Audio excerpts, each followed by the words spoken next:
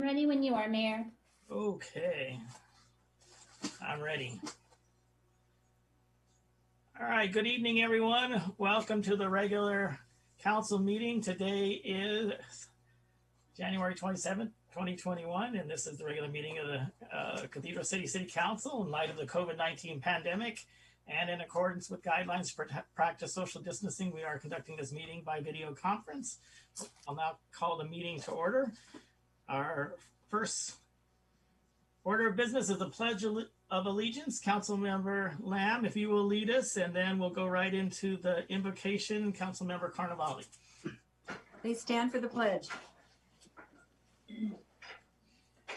I pledge allegiance to the flag of the United States of America and to the republic for which it stands, one nation, under God, indivisible, with liberty and justice for all. Heavenly Father, we come to you this hour asking your blessing to help us as we gather together. We ask you for your guidance in the matters in hand and ask you to clearly show us way we can conduct our work with spirit and enthusiasm. Help us find ways to excel in our work. We ask that we would challenge each other to reach higher and further to be the best we can be. We ask this in your name, Lord. Thank you. Amen. Amen.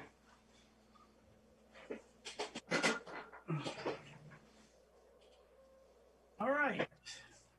City Clerk, if we could please have the roll call. Councilmember Ross. Present. Councilmember Lamb. Here. Councilmember Carnevale. Here. Mayor Pro Tem Gutierrez. Here.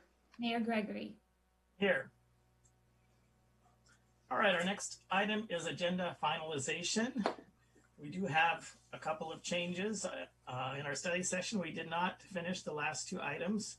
So the item on updating the Cathedral City Community Amphitheater construction and the item on the potential master undergrounding plan MUP project on East Palm Canyon near the West City limits, those will be moving to the end of our legislative calendar. Mr. City Manager, do we have any other changes to the agenda? Those were the only changes. All right. No other changes, then we'll go ahead and move into public comment. This is the designated time for members of the public to address the council on items not on the agenda. Members of the public will have the opportunity to comment on any matter listed on the agenda at the time the city council considers that matter. Comments will be limited to 3 minutes in length.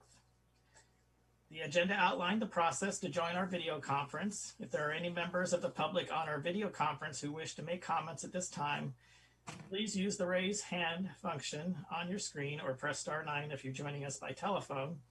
The clerk will call on you when it's your turn to speak, and when it's your turn, please make sure to unmute your audio. City Clerk, do we have any attendees that are indicating that they wish to comment on items not on the agenda? I see no hands raised at this time, Mayor. All right. Well, then we will proceed on with our agenda. And the next item is council reports. If we could start with Councilmember Ross. Thank you, Mayor. I attended my first Energy and Environmental Resource Committee meeting this month and found it to be much more encompassing than I had imagined. I'm excited to be part of a clean environmental projection that our valley is on. And along with Mayor Gregory, we led a council at your corner that was well attended, and I am impressed by the questions and comments that arise at these gatherings. I met with Chair John Rivera to discuss what his committee's goals were for the historic preservation of our city. And along with Director James, I met with a developer who has hopes of remodeling/rebuilding the old Sam's Club building in District 2. Also in District 2, Tower Market, the apartments next door, and the apartments in the next block of Date Palm are progressing really quickly. Both Parks and Arts Commission have had goal-setting meetings this month, and I have reviewed their goals for 2021, which will be coming forward on Saturday to our goal-setting meeting. On the 19th and the 20th, which were last Thursday, Friday, I attended the League of California Cities new mayor and council all-day training sessions, and I'll be going back for 2 more days of training tomorrow and Friday. I've been working on my own goal-setting ideas as we meet as a council remotely this Saturday to set goals for our council this year. I'm sure you're more than welcome to watch, although not typically open for public comment, as it is a work session It will really show you how we develop ideas and can collaborate for the betterment of the city. It's an all-day event, and you can find the link on our meeting website.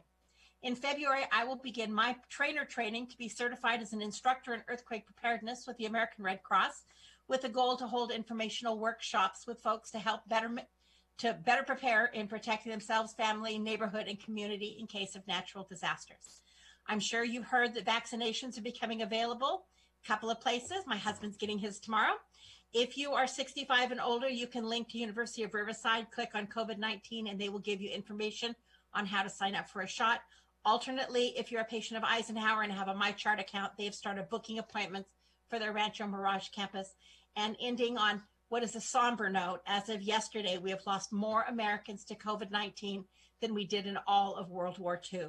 Please take care of yourselves, stay safe, and thanks for tuning in tonight.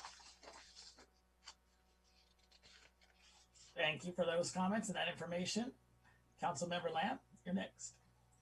Okay, thank you, and good evening, everybody, and thank you for listening. First, I wanted to highlight Cathedral City Senior Center. KESQ has a monthly spotlight award, and the Cathedral City Senior Center were recognized for their virtual programming. And I want to thank certainly Catherine Reed from the Berger Foundation, Jeff Corwin. These are all folks from the Senior Center. Jillian Cross, Sue Townsley, who's a volunteer in not only in our city, but at the Senior Center. Pat Graves, who is the volunteer coordinator for the Senior Center. Beverly Gaines, our own Stone James, Karen Riley, and Ann Bendrick. And she is the one who just facilitated the new art project. And you can go on the YouTube and see the KESQ Spotlight Award and the presenters. It was wonderful. And along with Councilmember Ross, please, public safety, mask wearing. Most of us were on the Supervisor Perez's. He's holding one about every 10 days just to give us an update on the vaccine availability. I represent the city on the Coachella Valley Conservation Committee. About 2 months ago, there were projects specifically for Cathedral City that support the multiple species habitat plan. For this last meeting this last week, it was on how there is an agreement between Desert Hot Springs law enforcement on conservation land, and much of Desert Hot Springs is conservation land, and also focused on a restoration plan for the wetlands habitat at North Shore. I also was on a Zoom meeting, not participating, but listening to the presentation by folks who are interested in repurposing the Sam's Club. So that's going to be very exciting, and Councilmember Ross alluded to that. For Martin Luther King Community Engagement Day, I too followed Councilmembers Ross and many of you, your advice, and took my PPE equipment and knocked on doors and gave out PPE equipment and hand sanitizers to our local business. So it was wonderful. And just want to recognize the wealth of auto service businesses that we have in our community is unbelievable. That's in addition to the auto service connected with the new home, the new car sales. So it's just wonderful. I also attended the Greater Coachella Valley Chamber of Commerce Education Workforce Series. And that was just this week, but it was an interesting segue because their project was Pathways to Economic Mobility in line with Lift to Rise. And the presenters were Dr. Joel Kinnaman from College of the Desert, Dr. Tomas Morales from University of California at Riverside, Dr. Kim Wilcox from University of California at Riverside, and Dr. Jake Zhu from our local Cal State San Bernardino Palm Desert campus. And they were all talking about how in the last 10 years, they have slowly transitioned to more online classes. So they were ready for this, but their main impact is to continue their collaboration and connections to make sure that we have a solid workforce for our community. So it was wonderful. They talked about celebrating what we have and how can we come out of this pandemic even stronger. And then I wanted to, for the Business Independent, it talked about Cardenia's restaurant or Cardenia's grocery stores. And that is the largest Hispanic supermarket chain in the United States. We're very fortunate to have one right in Cathedral City. And they are offering 60 scholarships. Now, this is across the United States, but they're $2,000 each. And so students that are interested, it's based on academic qualifications, economic need, leadership skills, and commitment to the community. And for those students that are, interested in this, it's cardenasmarkets.com/scholarships. So please look into that because we're here for you. Had two resident concerns. One, I participated with our city manager in a Zoom meeting with a resident concerned about the specifics of the STVR measures.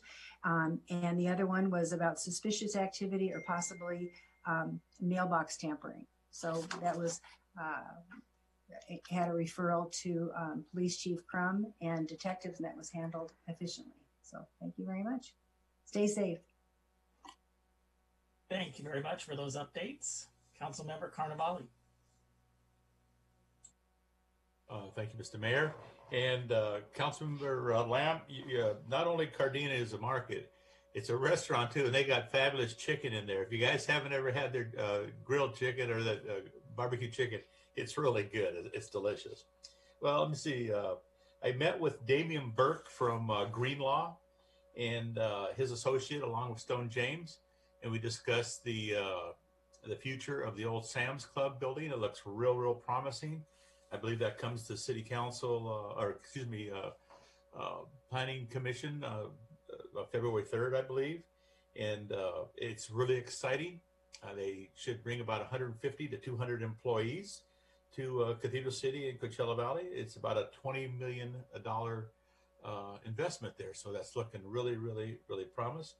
And then I met with Stone James. He gave me a report on the 13.5 acres across the street from Agua Caliente Casino, and that's looking real promising. There's something in the pipeline that should be happening this week or very soon next week to get a shovel in the ground there, which we all been pushing for many years. It looks like that's coming to light real soon. Also had a meeting with the new owners of the Moore building in Cathedral City, across the street from Target. That's going to be about an $80 million project. And that's should be coming to light real soon as well. They're waiting for their CUPs.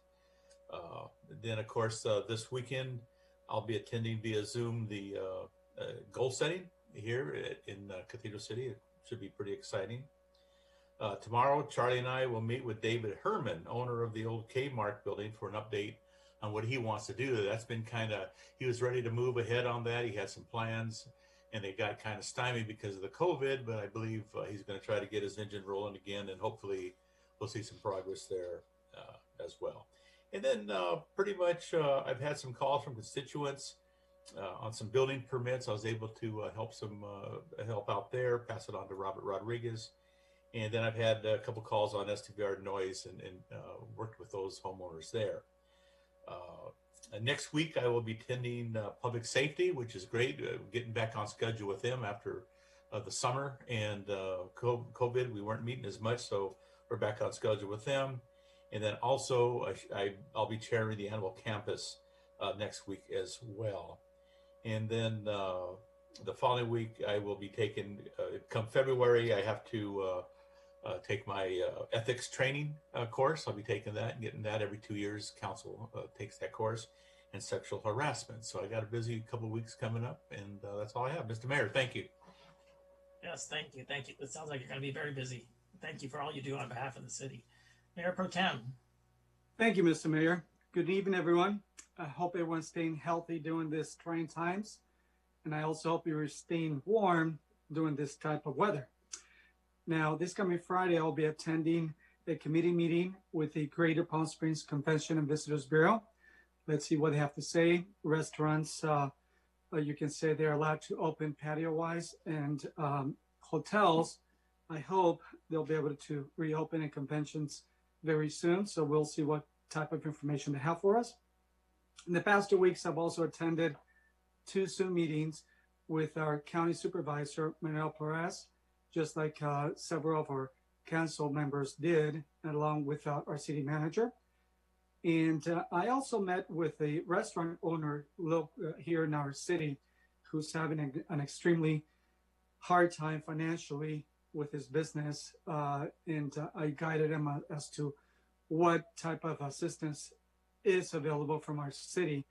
And I gave him Stone James's number. Hopefully he was able to talk to him and he can get some sort of assistance in regards to some modifications to add a patio and help him in his business. I also talked to several constituents regarding STVRs, and they had some questions regarding Measure B, and also they had some questions regarding our ordinance, which I talked to them about and gave them some information.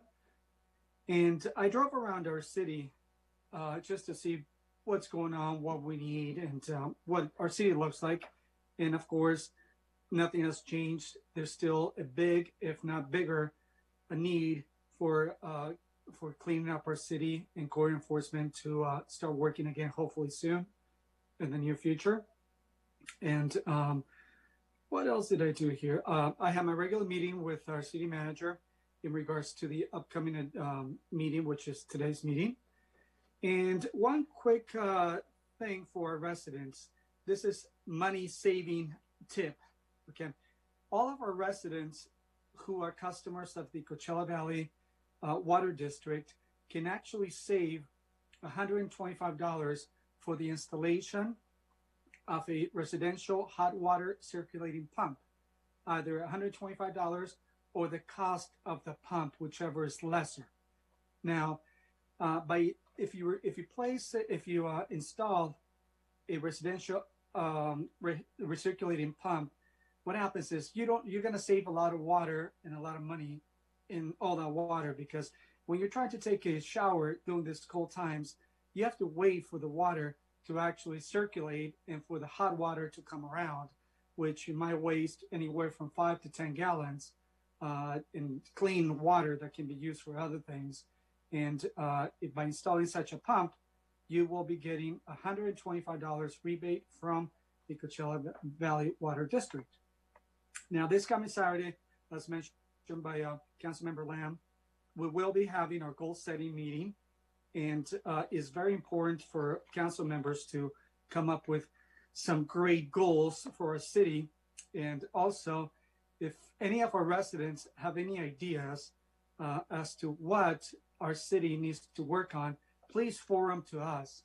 Your ideas are very important, and if possible, we would like to bring them to fruition whenever possible. And I'm also working on some ideas of my own, but I will appreciate any ideas from my constituents, from our residents. And that concludes my report, Mayor. Thank you. Thank you so much. Yes, and a good request. They can always forward those to us by email or to the city clerk. There's also information about how to actually attend and watch, and with limited participation, participate in that meeting. You can find all of that on the city website.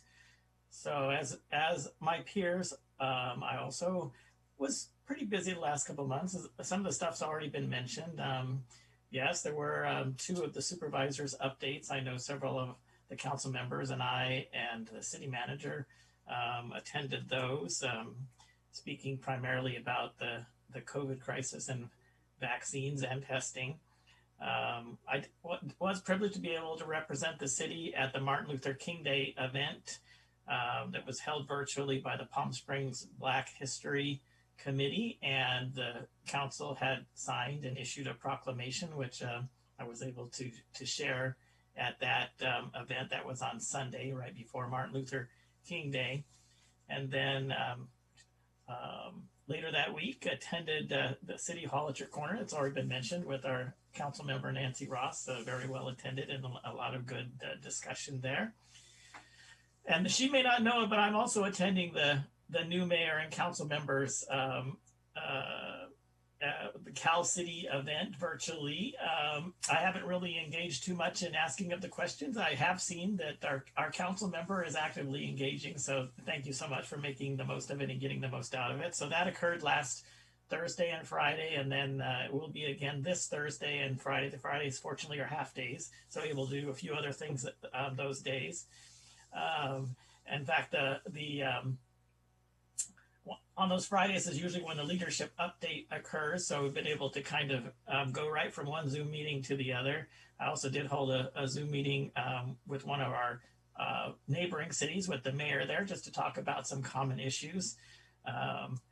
And then last Monday, Riverside County Transportation Committee held their budget and implementation committee meeting, which we go over a lot of items that then go before the whole commission. And I was actually elected vice chair of that committee at that meeting, so I'll continue to serve there. And also found out that I was named by the RCTC chair as the alternate for the RCTC representative for Lausanne, which is the group out of headquartered out of Orange County, but it's again a joint power authority with Riverside County Transportation Commission and a bunch of the other transportation commissions. They oversee the rail lines, primarily the one that runs from San Luis Obispo all the way down to San Diego, but also is oversees and is part of the planning and control over all of the municipal rail lines in Southern California. So very interested in that, and was honored to be named by the chair as the alternate rep. And today was the Sunlight Transit Agency meeting, so I represented the city there. And I've also been selected to be the chair of the Strategic Planning Committee for Sunlight, and we did hold a committee meeting today going over what's going on with the realignment, the Sunlight refueled. My understanding is in an upcoming meeting, and maybe the next one or the one after, we will be having the Sunlight CEO and or staff come out and go over that in detail. But there's some exciting new changes there and some pilot projects that are going on. So they have been very busy. So with that, I will close. Again, I do want to make sure that everyone is aware, as has already been shared, that we do have our council planning session coming up. So as has been shared, if you have something you want us to know about or think about and possibly bring up as far as the city plans for next year, this is a good time to do that. And then there is information on the website so that you can participate yourself. And with that, we will go on with the agenda. The next is the consent agenda. So I'll ask the city clerk if she will please read the consent agenda, and then we can proceed from there. Thank you.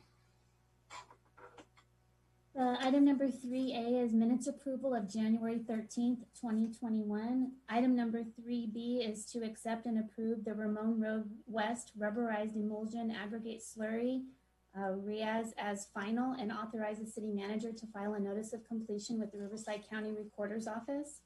Item number 3C is to provide second reading by title only and adopt an ordinance modifying, it's repealing section 5.88.125 Cathedral City Cannabis Task Force of chapter 5.88 Cannabis Regulations and adding chapter 2.32 Cannabis Task Force to title 2 Administration and Personnel of the Cathedral City Municipal Code. Item number 3D is to provide second reading by title only and waive further reading and adopt an ordinance authorizing an amendment to the contract between the City Council of the City of Cathedral City and the Board of Administration of the California Public Employees Retirement System. And that concludes the consent agenda. Thank you very much. Do we have any public comments that request that we're registered with you or anyone that's participating with us now? If you wish to make a public comment, if you please indicate by raising your hand using the controls on the screen. I see no hands raised, Mayor, and nobody requested any public comment to me personally. Thank you very much. All right, well, we will turn the consent agenda over to council. Do anyone have any questions or comments or a motion? I'll make a motion to approve. A motion from Mayor Pro Tem Gutierrez. Do we have a second? I second. A second from Council Member Ross. Roll call vote, please. Councilmember Ross. Councilmember Ross. I'm sorry. Yes, and it was Councilwoman Lamb that seconded. You know, you're correct, because as soon as she said your name, I thought I said the wrong name. Councilmember Lamb seconded it. I have it noted. Thank you so much. So Councilmember Lamb, Yes. Councilmember Carnevale, Yes. Mayor Pro Tem Gutierrez, Yes. Mayor Gregory. Yes. So the motion carries all ayes to approve the consent agenda. Thank you so much. All right, no items were pulled, and it looks like we have no public hearings scheduled. So we will go to our legislative calendar. Item 6A is the Mayor Gregory Pettis Fountain of Life renovation, repairs, and soft surface replacement. Mr. City Manager. Thank you, Mayor. Tammy Scott will give this presentation. We haven't just been sitting idly by while the Fountain of Life has been idled these last few months because of the budget reductions we had to make. We've been taking advantage of that opportunity to look at some routine repairs that need to be made every 2 or 3 years. The soft surface has to be replaced, but also some longer term repairs that really required some deeper examination to identify. And so Tammy and the facilities staff have come up with a proposal to make those repairs and hopefully have everything ready to be able to operate the fountain by summertime should it be restored in the budget. And I will turn it over to Tammy. Thank you, everybody. Tracy, can you screen share the presentation?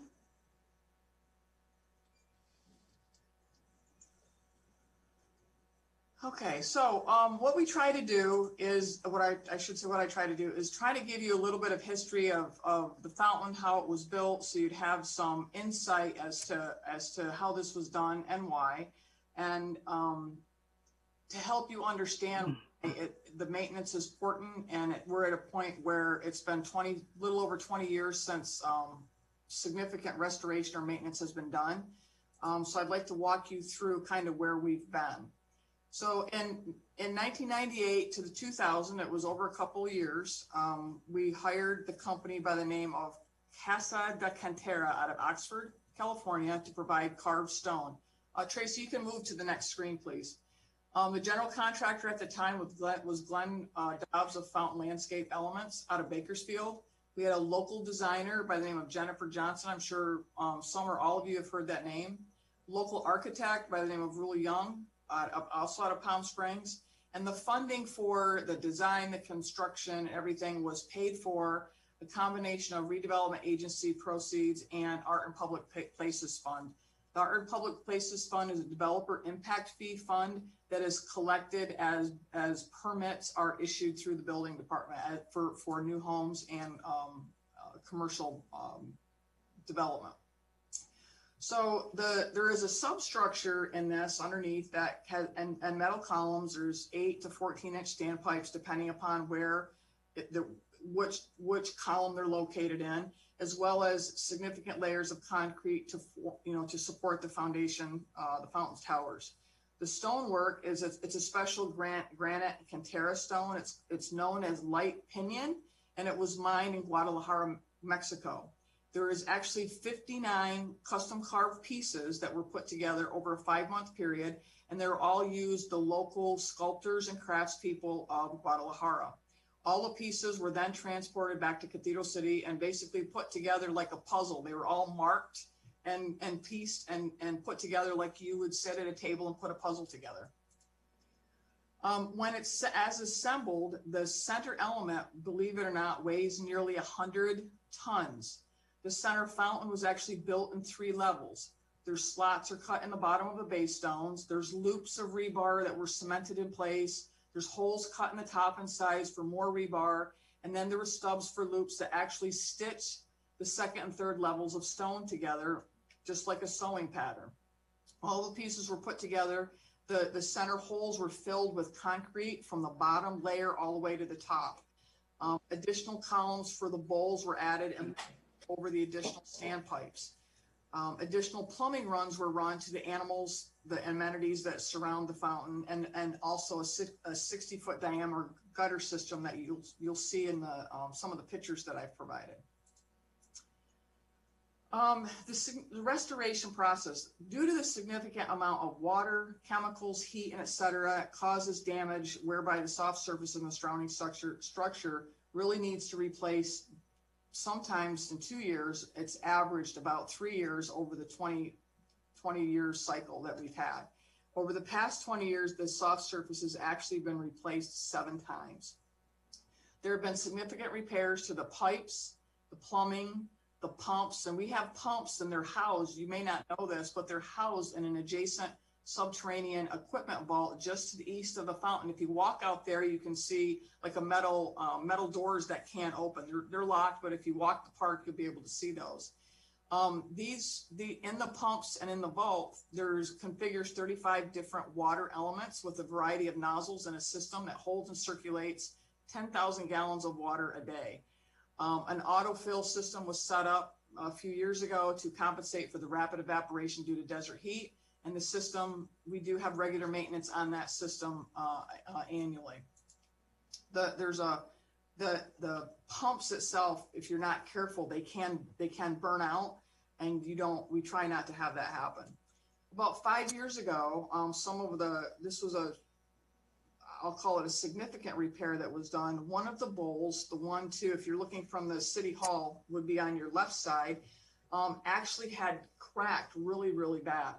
And it posed a significant liability problem. So we actually had a 4,000-pound bowl fabricated in Texas, transported, installed by city staff. You should have seen the crane that we had to lift that up and put it down on the top of this. The general maintenance has been limited to annual cleaning, pump and electrical repairs, and the surge tank. We had to replace one of the surge tanks a few years ago. Due to the high demand to keep the fountain up and running, a lot of it has to do is we don't have, like a public water facility or pool for kids to play in. We have people that come from all across the valley actually to play in the fountain, especially during several months of the year. So it's been very difficult to completely take the fountain down for an extended period of time to do, I would say, the regular significant maintenance, restoration, and repairs to some of the stonework. With the fountain down due to COVID, it did provide an opportunity, as Charlie had stated, to evaluate much of the damage and the restoration that was needed. Staff contacted 12 different companies around the country known for projects such as these. They're predominantly recreation companies that do soft surfacing and repair amenities that are adjacent to them. We met with and received proposals on the replacement of the soft surface, but there was little interest in tackling the other repairs. It was interesting because when explaining what we were looking for and why we needed it, one of the things that we've repeatedly have had difficulty with for the whole 20 years the fountain has been operating is the soft surface. If you look at, and that's getting the warranty because of the chemicals, because of the chlorine, other things that happen in the pool, the sun, and everything else, and vandalism. We have a significant amount of vandalism on a regular basis on this location. But because of all of those things, if you were to look at the soft surface around the fountain, at the same time look at the soft surface that is at, let's say, in Panorama Park, it's very easy to have it just dollar for dollar RFP to replace the soft surface at the Panorama Park because everybody is ready, willing, and able to do a 5 to 7 year warranty. It's very easy and it's not exposed to some of the things that the fountain is exposed to. With the water and everything, it puts a whole different twist on this. So we walked the site again with all of with those that responded. We basically showed them, walked through what the soft surface, what's underneath it, what needs to be replaced. We looked at the fountain. This is everything that we're looking for, et cetera, et cetera, et cetera. And they had options to either bid on the soft surface alone, bid on the fountain stonework and the mosaic features and such, and bid on or bid on the whole thing. And we have found that over the years, we'll call it lessons learned, it is really better to hold one organization contractor responsible for the entire project and not have two different contractors, simply because you oftentimes have well, he did this and they did that, or this did that, and they try to point fingers at each other. So even though we were receptive to, because we had questions, the questions like, would you accept a proposal just on the soft surface alone? And we didn't want to say no, because we really didn't know whether we were going to be able to get anybody to do the whole thing, or the quality and quantity of the company that may do just the fountain, one side or the other. Anyway, we had several proposals that came from, as an example, we had Roberts Recreational that came out of Tempe, Arizona, Soft Surface or Surface America out of Williamsville, New York, AquaSeal out of Canton, Ohio, Rubarek out of Waco, Texas, and Child's Play out of Irvine, California. The Child's Play proposal encompassed addressing all the issues associated with the restoration and an amount not to exceed $127,695. And I was able to attach the, for the purposes of the staff report, which if you're interested, I'm sure you've all read it. It was interesting for the public. I try to put a lot more detail in the staff report related to the history and how this whole thing was constructed. But this gives you an idea of some of the damage. And this is like the soft surface that's under the rubber tires that are underneath. And what happens is people don't often realize that you should be in your bare feet or flat shoes on these, because the minute someone wears high heels, and that happens often, high heels will puncture a hole through the soft surface. Once that happens, water goes through the hole, gets into the rubber tires underneath, and it bubbles up on top, and that exacerbates the need to repair it sooner. The next one, Tracy, you can this is the little, one of the bowls, and you can see on the side where it's been cracked and pieced open. Next. This is one of the things that we are concerned about. After talking with Raul, the architect, and reviewing the structure, the structural engineer that actually designed this, worked with Raul, he has now passed. Based upon rules looking at this, we don't believe that there's a structural integrity problem, but we are going to continue to monitor this. But this can be repaired, and it will be repaired with an epoxy sealer, and we call it faux in, so you won't see the crack, and then the rest of it will be just cleaned, and it will look a lot better. Next one. This is just a close-up. Next one. This is where it pulls away from the bottom of the fountain, the soft surface.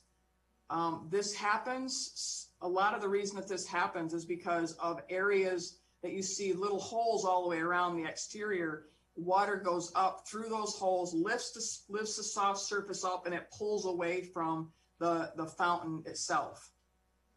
Next. This is our little rooster, various pictures of our little rooster. The kids did this, that didn't do it on its own. This was vandalism. Next. You'll also notice as we go through some of the mosaics, how they've significantly faded and or need to be cleaned.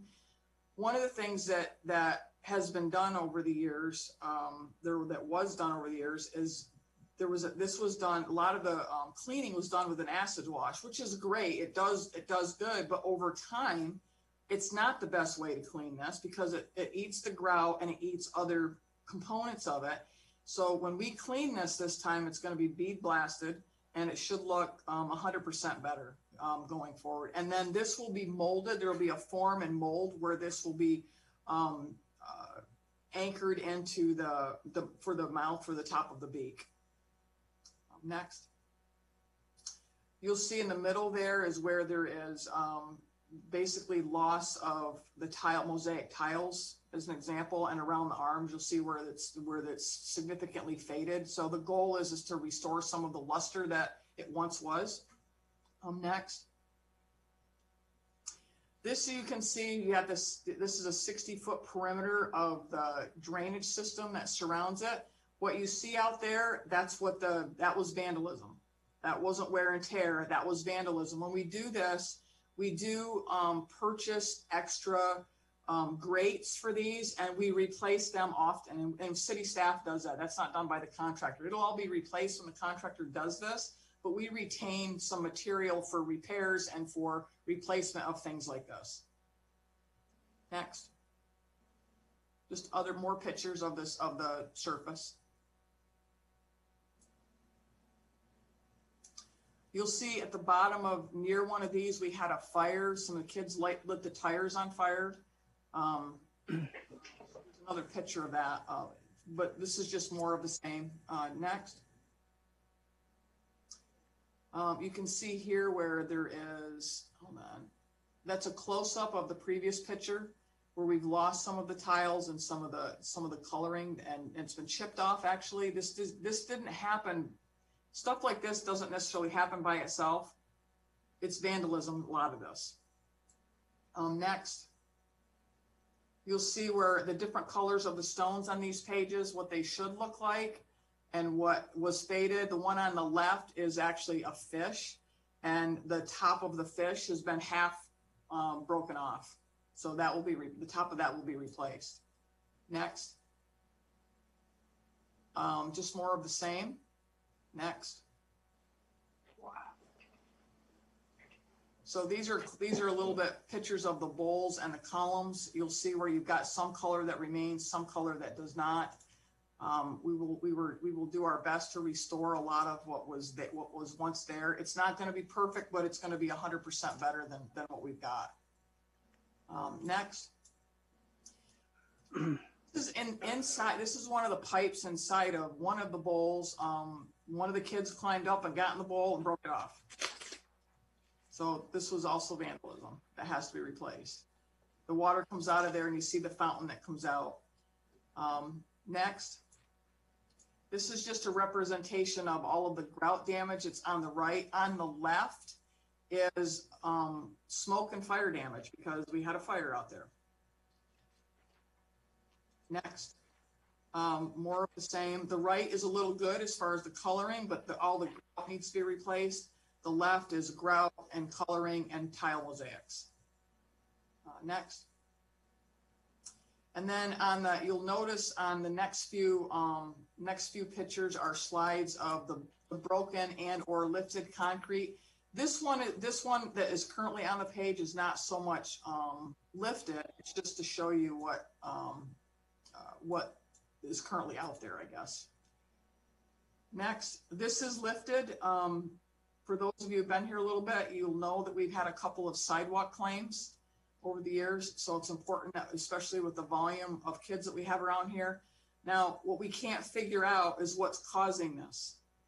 There's no trees, there's no limbs, there's no underground roots that are causing this, but the column has sunk a couple inches. We think it may have something to do with the weight of the column. So we are going to repair and replace this so it has even concrete all the way around. And city staff will do this with pay for materials, and city staff with one of our with our cement concrete company will do this. Next, just another picture of that. In another area, there's 3 or 4 areas that have the sidewalk problems. Next. As you can see, like on both of these, or all, I should say all, you can see the trees on both of these, where the crack is on the middle, that is not being caused by any underground limbs or roots. The one to the right, there's absolutely no trees around it. And the one to the left is just there. It's just age is more than anything. It's the desert, and we are going to have some settling here and there, and this is some of this is expected. Next. More of the same. Next. Just another more of the same. Next. So the renovation, we're recommending that we move forward with Child's Play. The renovation will include the replacement of the soft surface, walnut blasting of the fountain and the surrounding features to remove the buildup of the hard water, the repair the tile, repair the grout, re-grout in some areas, apply the epoxy sealer. The cracking in the fountain pillars will be filled with a colored epoxy. The mosaic and feature repair would include replacement of the mosaic tiles, as well as colored pebbles in a couple of areas. We would then sculpt inform the missing and or damaged features that we found on the rooster bill, the water pot, and other small features that are broken. The cost would be a not to exceed, the cost of the contractor at the moment would be a not to exceed $127,695 plus a 15% contingency for unknown issues that can arise, and to repair and replace the concrete those concrete areas that I showed you that were adjacent to the fountain and that can cause a trip hazard and actually cost us more money with somebody trips and falls than anything else. So with the 15% contingency, the amount would not exceed $146,850. We're recommending that the funding source would be $70,000 from the Art and Public Places Fund, and the difference would come from the the Park Development Fee Fund. Just to give you a little insight, the Art and Public Places Fund can be used to repair, replace anything, and install and develop new art, acquire art, maintain art. Since this is an art piece, the center of this is an art piece. And we had considerable discussions last year going through the budget reductions about how to accomplish this. And since foundations and access support the art, it's an acceptable expense to be able to help restore this project, to use money from the Art and Public Places Fund. And the Park Development Fee Fund that we have is, I want to say we collect almost $1,600 per new home for park development, and it can be used for developing new parks, the restoration of existing parks, adding features, and maintaining parks. In the staff report, I had indicated to all of you that at the close of the last fiscal year, we had approximately $426,000 in that fund, in that account. And since the June 30th to the end of December, we just reconciled it at the end of last week, or not the end of last week, early this week. We actually have $690,000 in that fund. Now, that is extremely unusual to have close to $250,000 collected in the better part of 6 months. That should be a strong indicator for all of you of the building and residential home development that's going on in the city. If you talk to Robert, he will tell you he's issued more building permits in the last 6 months than he's issued in the last few years combined. On average, on a good year, we could have up to $50,000 in this fund. On a not so good year, I've seen it as low as $10,000, which is almost little or nothing. So many years ago,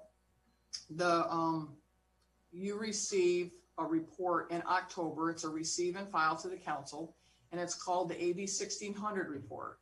It identifies each one of these developer impact fees that we collect for development, has a beginning balance, an ending balance, and it explains in there what either the current and or previous council and projects that have been committed or identified to be committed for various projects.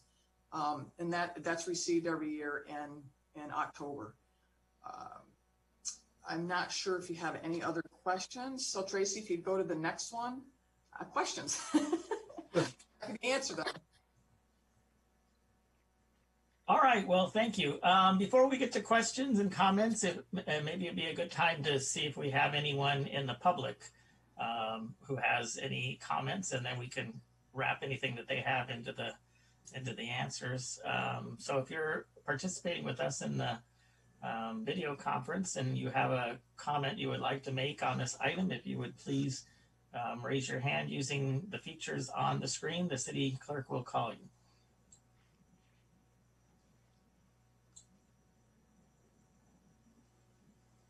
I think you're on mute, city clerk. Sorry, I was. Alan Cavallo would like to speak, and I have moved him over, so he should be good to go. All right, Mr. Carvalho, welcome. Yes, hi. Sorry, I'll put my video on. Didn't mean to block anybody. Okay. Good evening, and thank you for letting me speak. I have to tell you, I think a lot of us are going to be surprised. Thank you, Tammy. Great job. That there was any funding for parks.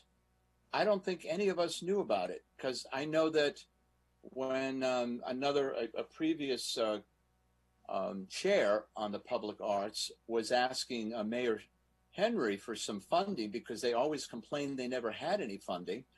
He said, well, we don't have any funding, but we'll possibly, he was talking about allocating $5,000 annually to that group.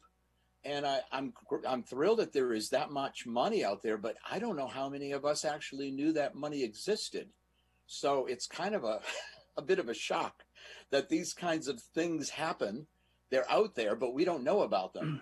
And I don't think anybody did it intentionally, but it is kind of a surprise. And I would think that the Parks and Events Commission would be surprised to know that there is finances that they can possibly tap into.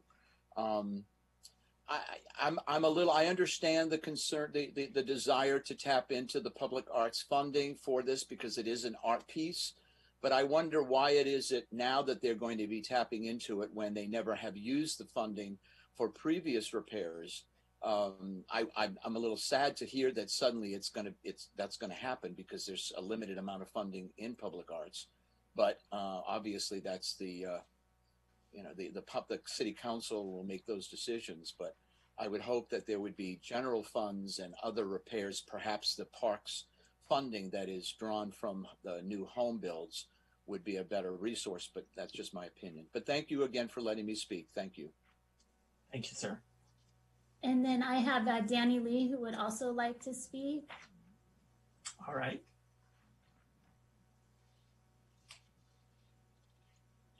He should be. Took a little while for me to be transferred there, and yes, well, welcome. And there we go. All right, go ahead. Well, I would kind of like to echo Alan's comments. You know, the Parks Commission hasn't been aware that there was $690,000 available in a park development fund. In fact, although I've asked about the Quimby funding before, I've always been told that there was really nothing left and it was used for a bit of maintenance here and there. So this is good news. It's also good news that we're going to be repairing the fountain because I've filed go request reports about the fountain before. I was also told recently that the fountain isn't a parks matter. It comes under a different budget head. So I think we have some work to do to try and get more information out to the commissions, which is accurate, which reflects the financial status and also the reporting, how these things are accounted for across departments, because we can't really serve the council with good advice if we don't have good information. But regardless, I'm very excited to see that this will be repaired, and I think it's a wonderful feature downtown. So I look forward to seeing it back to its full prime position. Thank you. Thank you very much for your comments. I see no other hands at this time, Mayor. Okay, well then we'll turn it back to the council for questions and comments. Councilmember Ross, would you like to go first? Sure. Instead of mute, I need glasses now. So I have 4 questions, Tammy, but I don't think any of them are beyond your scope. So I understand your preference to have a single vendor so that there's no pointing fingers, you know, he's in charge, she's in charge.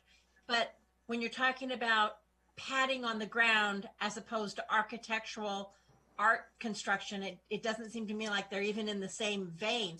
Why would we not go with a lower bid on the flooring? We have not been able to get a qualified bidder on the art portion of the restoration. And as we've learned on other projects, unfortunately, by using 2 separate contractors for similarly the same job, it does cause problems. It ends up costing the city more money, and you have to now sometimes negotiate and mediate between 2 different vendors. Child's Play of Irvine is a very, very well-respected, good reference. They've done projects like this before. That's more than just a soft surface. They've designed and developed features in parks. They've done hard surfaces, mixed surfaces. They have done, I can't say as anything as elaborate as what we have out here in front of City Hall, which is beautiful. It's you know, one of the national wonders as far as I'm concerned. But nonetheless, it would really behoove us, we think, after, let me put it this way. We interviewed and walked the site with every single person. And I can tell you, Child's Play is the guy to go to. He did more than offer, tell us, I will, I'll give us a proposal for X. He asked questions. He had good questions. He wanted to understand. He gave us recommendations on how to treat, on how to clean, on how to properly restore this. Those kinds of things that were beyond just a soft surface. I think that, yeah. I appreciate that, but I do want my other council members to know that Child's Play did give a bid just on the architectural work and not the flooring. I mean, they did 2 bids, right? So they did the whole job, and then they had the 2 separate bids. And somebody did come in with the lower bid on the groundscape. And I'm not going to make an opinion on whether that's prudent, but I do want to share. I want to make sure that they have that information. Councilmember Ross, if I may add, the lower bid also refused to provide a warranty. And they refused to provide information on how they would repair and respond to repairs. Child's Play did provide a 2-year warranty on the soft surface. So that was another reason that we would recommend Child's Play on the whole project. Thank you. Thank you. I appreciate it. So I'm just going to hop in here for a second. It's interesting to hear you say that, Tammy, and it's very, very relevant to the decision. The question I have is, why is not being shared, that type of information, why is not being shared in the staff report so that we would have that as part of our decision? It wasn't even shared in your presentation. And this is my apologies. Kind of a repeat thing that has happened in several different types of bids. And we can talk about this more at the council goals session, but I have to share, and I'm hearing echoed with the council member here, that we're not really very satisfied with the information we're getting that then we have to make decisions off of. And in fact, that issue came up in another contract earlier today, that maybe we didn't get all the information. And I know that's a completely different story, but in some ways there are some similarities in that. I know that there is some curating going on as far as what information we're getting, hopefully with the intent that we don't be deluged with too much information. But I have to say, and I echo what the council members I hear her saying is, we're not getting all the information. We wouldn't even know that there was this split of costs if some of us hadn't asked the city manager and he provided some more information. So I'm going to throw that out at this point, that this is another example of an expense we're getting asked to approve where we don't have all the information. Well, my apologies. My intent was not to not provide information. I was frankly, honestly, more focused on giving you the history and having you understand the how it was built, why it was built, and the fact that there has not been, I'll say, adequate regular maintenance and opportunity to regular maintenance. So now we're spending more money on things that may have been better spent over time rather than in one time. And that's what I was focused on. It was not to not provide you information. That is never the case. We're doing the best job we can, and it's a learning experience as to try to meet what you're looking for versus what other councils were looking for. Be patient, we'll get there. That's the best I can tell you. All right, I'm sorry I jumped in line. Councilmember Ross, did you have additional questions? I do, and I think they're more straightforward, so we'll just run right through. So you said in the future budgets you'd like to put some repair money in. How are you going to delineate that between, a general budget, a parks and arts? What's your plan for that? Well, the recommendation with regular cleaning of the fountain has always been paid for out of the Art and Public Places Fund. Okay. If they remember, well, those that were here a year ago, we had some discussion about the beginning balance, the $100,000 that we reserve out of the fund for maintenance and repairs of all the city artwork across. I was actually a commissioner at that time, so yes, that's correct. So the fountain itself, the regular cleaning and maintenance would be paid for. Our recommendation would be paid for out of the Art and Public Places Fund. Now, the council can choose not to do that. Well, then who would pay for replacement? I thought my understanding was Arts was going to be responsible for the soft floor. So if now they're responsible for cleaning and they're responsible for upkeep of the fountain, it sounds like they have 100% responsibility. Historically, the soft surface replacement has been handled through the general fund. The maintenance of the fountain itself, the cleaning of it, not the pipes or the conduits or anything like that. That stuff is in the regular facilities maintenance budget. But the cleaning of the fountain has historically been paid for out of the Art and Public Places Fund. When we had such when COVID took over and we had to drop, over $8 million out of our budget, we discussed ways to still manage and maintain our assets. These assets are very valuable. They have to be maintained. Looking for ways we have to deal with the fountain. What are we going to do kind of thing. Okay, so just to reiterate, the soft surface supports the art piece, it was recommended that we utilize Art and Public Places Fund for the soft surface, not realizing all of the other damage that the fountain had actually endured until the facilities came back to me July 1st of last year. So my charge to my staff was to go look at this, why the fountain is down. And we found a lot of problems. So in the totality of the full restoration, this would be our recommendation. So the plan going forward then is actually flipped. So this time this time Arts is pretty much paying for the floor, but going forward, the floor would be paid some way else and they would be for restoration of the art piece. Is that correct? The $146,000 allocation, a portion of it is going to be paid by the is recommended to be paid for the Art and Public Places Fund. It doesn't matter whether it's soft surface or the artwork. I understand that, but you had mentioned in the contract somewhere I had written it down that under contract that you had recommended in future budgets we include the funding, and I just wanted to be clear on where you thought that funding would specifically come from, and if you were to delineate who's going to pay for the floor, who's going to pay for the fountain. Yes, we will. In future budgets, the recommendation for the soft surface replacement could be paid for out of one of two areas at council's direction. It could be paid for out of the general fund like it has always been paid for, or it is a qualifying expense out of the Park Development Fee Fund.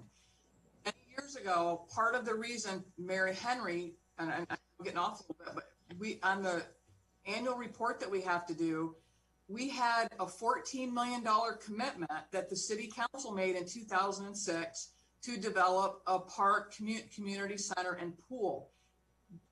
Typically when there's grants, we apply for grants, you need, some type of match. So the direction at that time was we need to try to accumulate as much money as possible in our Park and Recreation Development Fee Fund. So that's why previous councils have been communicating, and we really don't have any money to develop the parks, i.e. we're holding the money to accumulate to get a community pool for the community, essentially. As time has gone on, people, positions, and needs have changed, and here we are. We're in a pandemic. We're trying to figure out ways to still do things, provide services, and maintain our assets. So in looking at this, we came up with the soft surface that the last time we did this was about a little above $60,000, $60,000 to $65,000. So we were talking about, we believed that it was going to be in the $70,000 range to replace the soft surface, and it was nowhere in the budget, but it is kind of critical. So that number had been thrown around and talked about, we can support this out of the Art and Public Places Fund because it supports an art piece. Going forward, I would recommend that we continue with the regular maintenance out of the Art and Public Places Fund like we have done, and we'll come up with a number for next year.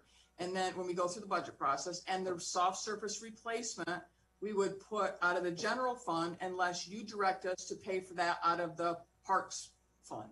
Okay, that's exactly what I needed to know. Sorry about that. And that's okay. And question number 2 and 3, which are really 3 and 4 somehow, kind of can go together. And that is under contractor services, you've allocated 12 months for the rendering of this service to be performed. And, it may be moot that we have a chance to open the pool this summer. It depends what happens to COVID. But I'm kind of hoping, and I believe I heard City Manager McClendon mention, wouldn't it be nice if it was open this summer for the kids? Do you have a feeling of how long the vendor thinks it will actually take to complete this job? And then the next question feeds right in, when may they be able to start if they were granted the contract? Thank you. Very good question. Part of getting this done now and we need to be on a schedule for the vendor. So the goal would be when I give him a notice to proceed, it is anticipated that he would be ready to go, let's see, March. So by the end of March, 1st of April, the goal would be assuming COVID-19 and the state order and the community allows it, that it would be open and available for the summer. Thank you very much. And that concludes my questions. Thank you, Mayor. And thank you, Director Scott. Thank you very much. Yeah, I'm not sure. Where did you see the year, Councilmember Ross? Because it was in the contract. It was under, let me go back. It was under contract services, I think. Under contract services. They've allocated 12 months. It's in the contract under the paragraph of contract services that they've allocated 12 months for the service to be rendered, which of course, there's also a provision there, if I recall, within 90 days of notice to proceed, he has to start. Right. That's what I just didn't know how long it would really take. Exhibit B says 90 days, so that's why I was confused. It does. We talked about a year simply because we didn't know what COVID was going to do, and there's things that we've found in various aspects of parts and stuff that we're not able to get, the vendors are not able to get. So if COVID continues, especially with the new variant, and we're under contract with this company, and all of a sudden we have a product problem, we don't want to cut him off just because he can't get product that he thought he could get today and believes he can get today, and all of a sudden something changes. Anyway, at 90 days from the time we issue the notice. Thank you. Councilmember Lamb. Good presentation. And most of my questions were addressed, but I just wanted to make a comment. I was on the Arts Commission from 2006 to 2011, and I don't remember what specific year, but during that time, we were tasked with the objective of repairing and resurfacing that. So I completely understand it. And I would say even at that time, my personal opinion is to have whatever feature, whether it's in front of a school or in front of a city hall, to have it simple and uncomplicated and something that doesn't incur a lot of ongoing costs. However, after living in Cathedral City for 20 years, I see how the kids scurry, cavort, and squeal around that fountain of life. So I am a believer, and I think it's beautiful. I think this is a wonderful project, and I'm glad the cost to repair it and restore it will be delineated in the future, and we can reflect on that and make a good decision as a council. Thank you. Thank you. Councilmember Carnevale. Thank you, Mr. Mayor. Tammy, great presentation. This is something that needs to be done. We owe it to the city. We owe it to our residents here. But I was a little bit amazed at your comments on so much vandalism there. I know the water takes precedent, corrosive and all this other stuff. But then you mentioned lawsuits and stuff, because it is a liability. It's a big stone and water and slippery. And have we ever researched cameras surrounding that and possibly putting up there to protect vandalism, protect not only kids, I would imagine homeless or vagrants have something to do with vandalism too, not only the children, but as far as protecting our liability, I'd like to see us pursue possibly cameras and signs out there. That's my only comment. Thank you. We have some signs. We are slowly, over time, getting cameras. Like we've got cameras at the soccer park, and actually, believe it or not,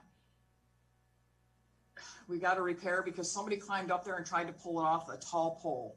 Just to, I don't know why they do it. They just do it. We got cameras at Ocotillo Park. Cameras will be installed at the amphitheater here shortly. That we have them. And I would agree with you that needs to be next, and that would be in our budget for next year. A recommendation for a budget for next year. Do we have to wait next year, Charlie, or can we look into that now, or a little bit too late for that? I mean, I don't know the cost of that, but it doesn't seem like it'd be too expensive an item for something that is. It's not the camera cost, it's the technology and access points that we need to communicate into our server. It's a little bit more than just buying the cameras, but I can get prices and see if we have room in our current budget or not. I don't know that we do, but I can certainly try if that's council's direction. I'll leave it up to council. All right, thank you, Mr. Mayor. Thank you, Mayor Pro Tem. Thank you, Mr. Mayor. To touch up on Councilmember Carnevale's camera issue, I believe, before I forget on that, I believe that we are also going to need a camera or several cameras somewhere around the amphitheater, because I know that homeless people and other vandalism is definitely going to occur around that area. And I have requested to one of the employees if you could just give me an idea how much it would cost for a camera in the past. But if you can get that, that would be great, because we're definitely going to have issues in the amphitheater and continue to have issues around the Fountain of Life there. Thank you. We have the cameras for the amphitheater. They've not been installed. We will be installing them before the park reopens. Oh, great. Great news. Well, the individual you spoke to was unaware of that, and I knew of the individual that you spoke to. So if you have questions like that, please, if you can direct them towards me, you'll get a quicker response, because the employees may not know the entire scope of the project. Oh, great. Okay, first question. Do you know the total cost of construction for the fountain when it was built 20 years ago? It was more than $750,000. I don't have the exact number. Okay, wow, that's a lot of money. It was a money pit. Now, has it ever been maintained, or any repairs have ever been made to this extent that we're going to do this year, or that we're trying to improve? Structurally, about 5 years ago, I had indicated, I think in the presentation, that one of the bowls actually split, and we couldn't repair it locally. We had to have a new bowl fabricated and shipped out of Texas, and then have it reinstalled and have a new standpipe put down the middle of it for the fountain portion of it. And that's a 4,000-pound bowl. That is the biggest structural component that's been repaired. We've had electronics repaired in our pump system. We had to have a new tank put in that you don't see. The regular everyday stuff, we had one of the amenities, the head came off. We had to restore the head on one of I don't remember if it was the rooster or one of the other little animals out there. That was also about 4 years ago. So that has big pins in it that is holding that together, and then it's epoxy sealed and concreted. But as it relates to the core structure of the fountain, we've done nothing other than clean it over the years, but we've not done replacement of like the mosaics and the beads and things like that. Okay. Now, in one of the slides that you showed during your presentation, the columns that have those cracks in them. Now, are those columns, are they rings with a donut, a hole in the middle, and there's a steel post right in the middle? Or is it a solid piece? There's a standpipe that comes up through the middle, and there's a ring of concrete that comes up through the middle. Oh, okay. It's like you have concrete cores in a couple of different places and a standpipe, but I think that one's a 14-inch standpipe that comes up through the middle, and it's enclosed at the top with two pipes. One of them that's been busted that explodes the water out of the top. Oh, okay. Now, what is the balance of the Parks Development Fund? What would it be after this expense if approved? 690 minus 76, so $620,000, and then we spent a little bit of money for the amphitheater. Oh, okay. Now, I think around and mentally it's probably around 550. Okay. Now, if this contract is approved by council, how is the money going to be disbursed to the contractor? How's it going to be paid? They'll have a small mobilization, and when it's completed, the total will be paid. Okay, so it is going to be in increments as the work progresses? No, it'll be a one-time thing. It'll be 10% up front because that's what we're allowed. That's what they're allowed to get, and then a small amount for mobilization, and then the entire balance will be paid upon completion of the work. Oh, okay. Now it's not progress payments like a construction job would be. This is a maintenance project. Oh, okay. Now, I believe that that it is a good idea to hire one contractor, a single contractor, to do all the repairs that are going to go on. It makes it a lot easier to actually make sure that everything is done. And I know that there's so many little things that have to be repaired that having this subcontracted by the city to different vendors, different contractors, will be very complicated. It will be also very difficult to get them to complete the job properly. So I believe that it's a great idea to have just one single contractor do all the work. And I believe that is also a very reasonable contract for everything that I see from the pictures and the presentation that you provided to us. That is, I think, is a great deal. Thank you. Thank you, Mayor Pro Tem. So thank you for bringing this item to us, because I certainly agree that as I'm hearing from my peers, that the fountain is a wonderful addition to our city, and it's really one of our signature things in Cathedral City, and it needs to be kept in good condition, and it needs to be obviously needs to be repaired. So I think you did a really good job of analyzing that. And I do concur with the Mayor Pro Tem. After everything's been revealed, it does make sense if you have one good contractor that will do it all. And for some of the reasons that you shared, that certainly should be a consideration. And I would certainly agree with that. I've already shared, though, in the presentation, I think there are some very big major issues in the staff report in particular, and even still here, and I'll share what that is. And the first of them we've already discussed. And this is, unfortunately, this has been happening from time to time, and this is not new. I've shared this with the city manager before, and we've had to get additional information from before, but I really think the council needs to get more and better information when we're making these decisions about awarding contracts. So I won't beat that up anymore because we've already discussed it, and frankly, I do intend for us to discuss it in the goal setting as part of the transparency part of the discussion. So I will reserve it for there. I think we got enough information now, but we certainly didn't have it from what came through at the staff report. Secondly, I still have issue with how this division has been calculated as to where the money is coming from. I'm going to totally agree with the speakers that came. I've been on council now over 2 years. I have always been told there was absolutely no money set aside for parks, nothing in a fund. And now all of a sudden there's hundreds of thousands of dollars here. And I have expressed to many people, and I continue to express, and this is a great example, is often there's no money for something until staff has something that they want to fund.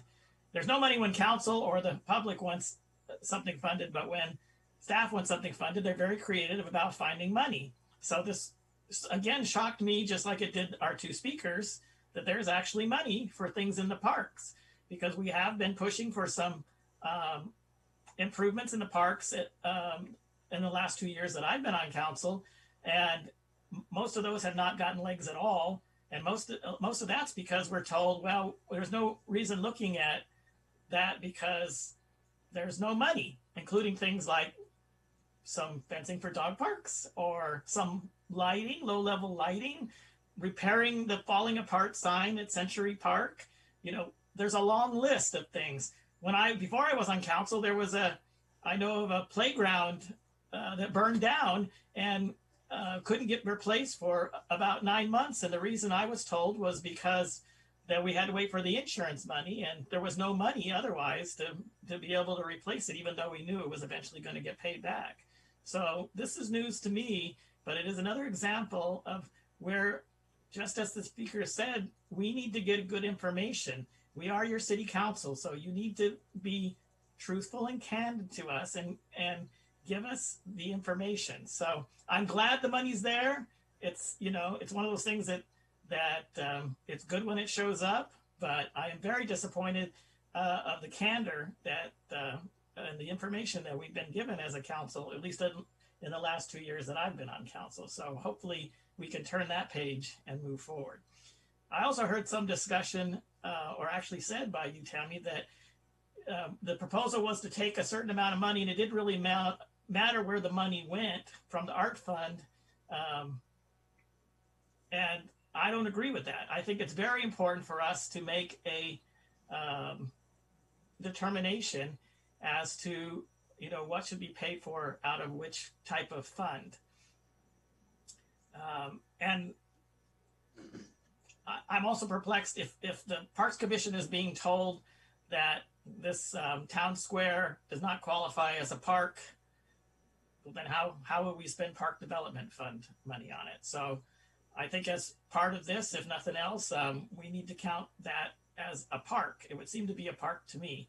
And it makes sense to me that we would pay, we could at least pay for the soft surface and at least a share of the other repairs out of the park development fund if it's a park, or out of the general fund, as you said, in future years.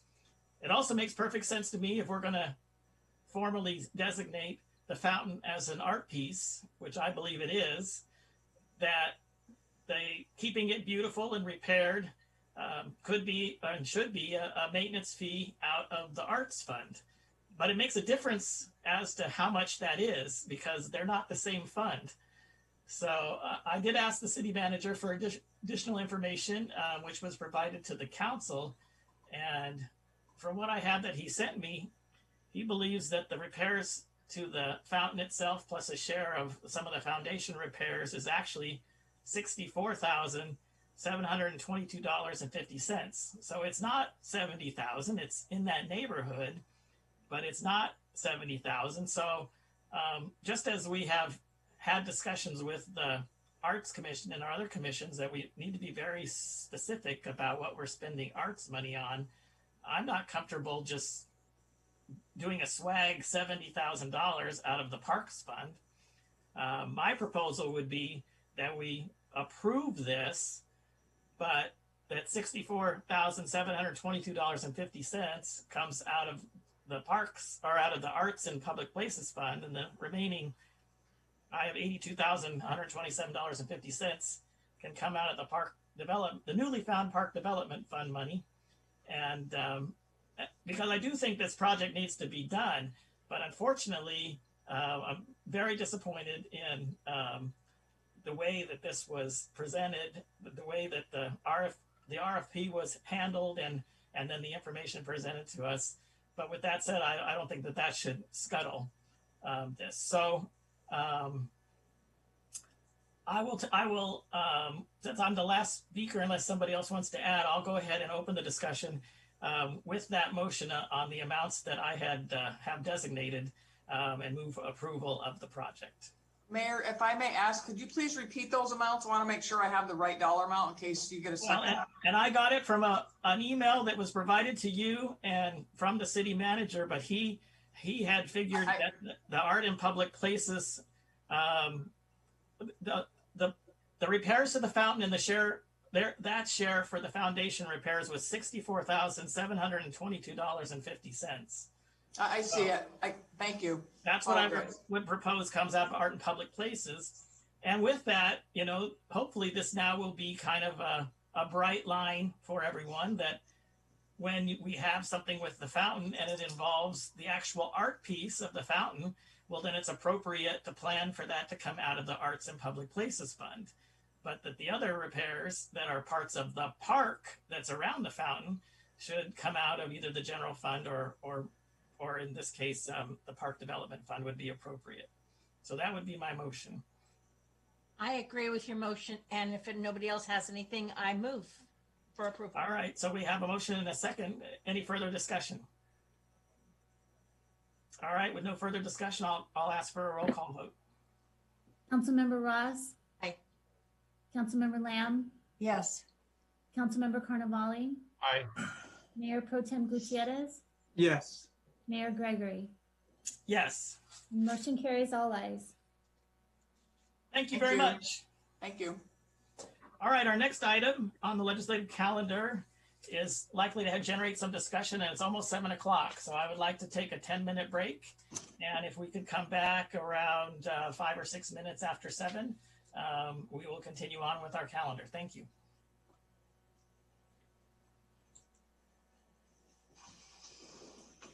Frick.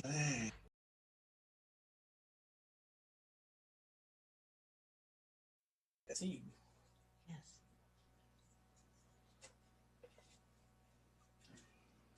Yes. All right. All right. If we're ready, we'll go to our next item on the agenda. Agenda item 6B, dogs in city parks, a municipal code discussion. Thank you. This is an item that's coming to you after some discussion with the Parks and Community Events Commission. And rather than just give his presentation, I'm just going to turn this over to John Carella. Thank you. Thank you, City Manager. If I can have the presentation, please, City Clerk. Okay, I'm going to talk, and this is more of a study session item. So no, just we're really looking for some direction. Next slide, please. Parks and Community Events Commission, several times in the past year, they've been approached by people regarding the current prohibition on dogs in the parks, whether they're on a leash or not. And this had been vetted through several meetings, and going through the code, they did their due diligence. So at the November 23rd meeting, the commission unanimously voted to provide a recommendation to City Council for the following. Next slide, please. That the current municipal code be modified to allow dogs on a leash in the city parks, continue the prohibition of dogs without a leash, install the appropriate signage to reflect this change, establish fine for dogs in city parks without a leash, install dispensers, plastic bags, waste cans for disposal of the dog excrement as well, and provide a budget for regularly restocking disposal bags and disposing of waste. These were their suggestions. Thank you. Staff also recommended, and gleaning off some of Palm Springs, it's a little ahead of us on this, that the leash be a maximum of 6 feet, because nowadays they have these leashes that are a lot longer. The leash properly restrains the dog. A lot of leashes only have a small collar on them where the dog, if he really gets excited or upset, can leave the leash. Establish a fine for not picking up the dog's excrement, and special events held in city parks, mainly the amphitheater, but it can be other parks, may exclude dogs according to the special use permit. And since this will come up sooner or later, and for designated off-leash areas, meaning if we get a dog park established, owners must be at least 13 years of age or older, no more than 2 dogs in designated off-leash areas. Dogs must be within 50 feet of the owner. Dogs must be under voice control and commands of their owner. Dogs must be at least 4 months old and vaccinated, and a prohibition on dogs that are ill in heat or unreasonably aggressive. And the owner must remove the waste. Next slide, please. So this is our municipal code now, and this is the one that staff, regularly references. Dogs in parks and recreation, and no person owning or having control, except for, I won't read it to you, but except guide dogs or seeing eye dogs. Those have been allowed. Go to the next slide, please. There is a little conundrum if you look at 2 different parts of the code, and this is really on general conduct. It actually says, and mind you, these are when the codes were transferred from when the city was initiated. And in there it says that this shall not apply to a dog when led by a quarter chain not more than 6 feet long. And this prohibits conduct generally in our public parks. So we would clean that one up too as well. Next slide, please. So these are the parks that we would apply this to, and all future parks, or the recommendation to. Next slide, please. So options for this discussion that we're looking at is we leave the municipal code as is, or we change the municipal code to allow dogs in the parks. Just a reminder, if we do this, this will require a budget for dog excrement, bag dispensers, disposal cans, etc. You know, to be able to do that with bilingual signage. And this could be placed in the upcoming Public Works and Facilities budget. And just to give you a point of reference, the capital cost that we estimated off the bat was about $18,000. So about $20,000 for the capital cost to get the stations in there, and then the installation cost. And that's for our employees to do that. So we would purchase those stations, the dog stations that usually have the bag and the container below it. And then the annual maintenance cost, and signage would be about $1,500. And then the annual maintenance cost would be about $12,000, $13,000 in our budget. We'll hone it down a little closer, but that's what we came up with. And so next slide, please. And that's the end of the discussion, or at least my presentation. So I'm leaving it to you, Mr. Mayor, to guide a discussion on this. Thank you. Thank you very much. Unless somebody else has a burning question, let's go ahead and get public comments at this time. If you are attending with us in the video conference, if you would please raise your hand and indicate that you wish to speak, and the city clerk will call on you. You're muted, city clerk. My apologies. I have Danny Lee who wishes to speak. It's very strange at this end, Tracy, because my screen goes blank and things move around. So I know I moved you over. I try and do it sooner than later. Sorry. Yeah, I just wanted to concur with John's comments there. As he said, this has come up a number of times. There have been opinions on both sides. I did want to say that, but mostly that's a consideration about safety. And I think with the way that John has worded that, ensuring that the owner is responsible for the behavior of the animal, that will work very well. The problem that we really have, of course, is that this has to be done in cooperation with the public. We don't have resources to police this. We know that right now, even though dogs are not permitted in the parks, every Saturday at Panorama, there is a group that meets who are dog owners. So we have to deal with the practicalities of this. People are going to want to exercise their dogs, particularly at this time with COVID. So I think this is a good middle ground to provide these facilities and to ensure that dogs can be in the parks properly under supervision on leash. Thank you. Thank you very much. And I have Alan Cavallo who would also like to speak. Thank you, Mr. Carvalho. Welcome back. Thank you. Thank you, John, for a great presentation. I'm grateful that it's being presented. We obviously lack parks in our city, and we certainly lack parks for dogs. And I think I'm grateful that the council is bringing this forward. I don't know how much of what I'm about to say is accurate. So John, maybe, forgive me for if I'm not accurate, but I know that we're real hungry for a dog park. Am I to understand that we can't really have a good dog park for less than $3 million? Because we'd had a temporary dog park next to the fire station, and it sure didn't cost us that much money. I think it was around 40,000, maybe less. Anyway, I'm hoping that the finances don't get in the way of providing the city with the necessary parks. Again, thank you for the presentation, and thank you, Mayor and Council. Thank you very much. Thank you very much for your comments. Is there anyone else? I see no other hands, Mayor. All right, well, thank you very much. Well, then we will return it back to the council for discussion. Councilmember Ross. Thank you. I do have a few questions. Just I think my head's swirling over this.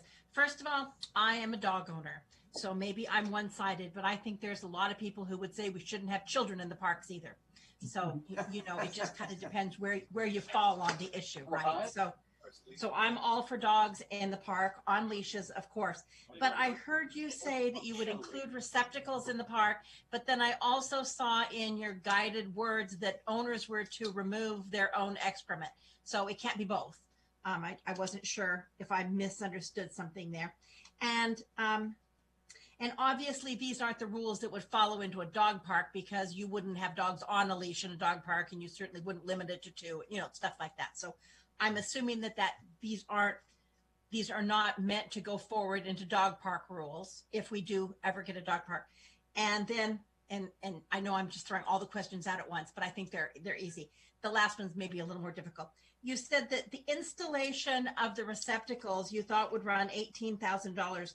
My understanding when I read the park's goal setting, that the receptacles cost about $80. And I recall when you did the sign ideas for street sweeping, it was $90 for the concrete and the 1 hour of employee time to actually install the sign. So I'm assuming it would be something similar to install a receptacle, and that runs $170 if my numbers were correct. And to get to 18,000 would be a heck of a lot of receptacles. So am I missing something there? So that's the 3 things. You can't deposit the poo and take it. These rules don't go to the dog park. And then what's with the installation of 18,000? Good questions, good question, council member. We did a little refining research on the receptacles because I saw what the receptacles were for the on the budget for the parks, and we refined it a little more to $478 per station, including tax and shipping. There's 33 that we probably conservatively estimated for our 9 parks. So that comes out to 15,000 and change, and then installation about $3,000, and it's a little under 19,000. So round up to about 20,000 said and done. We may not need that many receptacles once we're in the parks, just to make sure that people are doing it. So just for example, Century Park could have 3. Panorama was the one that we were concerned about because we don't know if we're putting them in a future temporary or permanent dog park or not. And we had 8 there, but that can be massaged to what they are. The signage, yes, there's a caveat on the signage. I actually we had talked about the signage for the parks, and it can be included in a multi-sign that has all the rules. But there's particular instances that you do want an individual sign, especially around the dog park area and other areas that, like on the dog receptacle, where the plastic bag would be and the trash can would be for the dog waste. That's an appropriate place to have an exclusive sign there. That answers your question that all dog owners are responsible for picking up their dog excrement. They would typically deposit it in this one receptacle that's designed to take animal feces. And that's exactly what I think is normal. Did I read it, or did I just hear you when you said, and they were to take it with them? They were to remove it. So I was assuming you meant. I may have a slip of words, but if they want to take it with them, they just say from that. Yeah, when they're saving but, up. And then the labor was based on managing the cost of the bags, and then picking up the waste from the dog cans. And how much time are you allocating for? I'm assuming that the people who are already maintaining the parks just pick the baggie out of the thing every day and put a new bag in. How much time are you allocating for that, please? To go around all the parks, because technically it would be about 2 hours weekly, all said and done, that it would add to their time, or we have a special person with a special vehicle taking in and getting rid of the waste exclusively. And this isn't something that the person who's in the park on a daily basis can do themselves? Council member, like I said, this was a discussion item. As we get down to it and present to you an actual budget, these are our thumbnail costs. Mhm.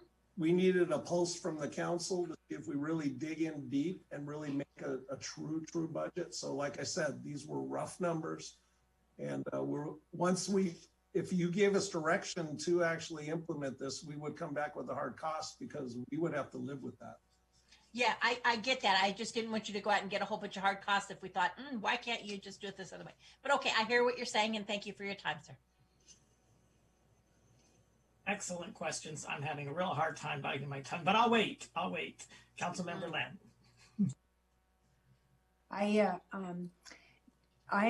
too am a dog lover, and I think going forward with this is the way to go, because I think we want to make our parks as usable and as sanitary as possible. And I know a lot of dog owners that walk their dogs on the sidewalks and through the park, and so they do carry the dog excrement with them, if they're good, conscientious citizens, and oftentimes they don't. So anything that we can do to make our fabulous 9 parks more accessible, that's the way to go.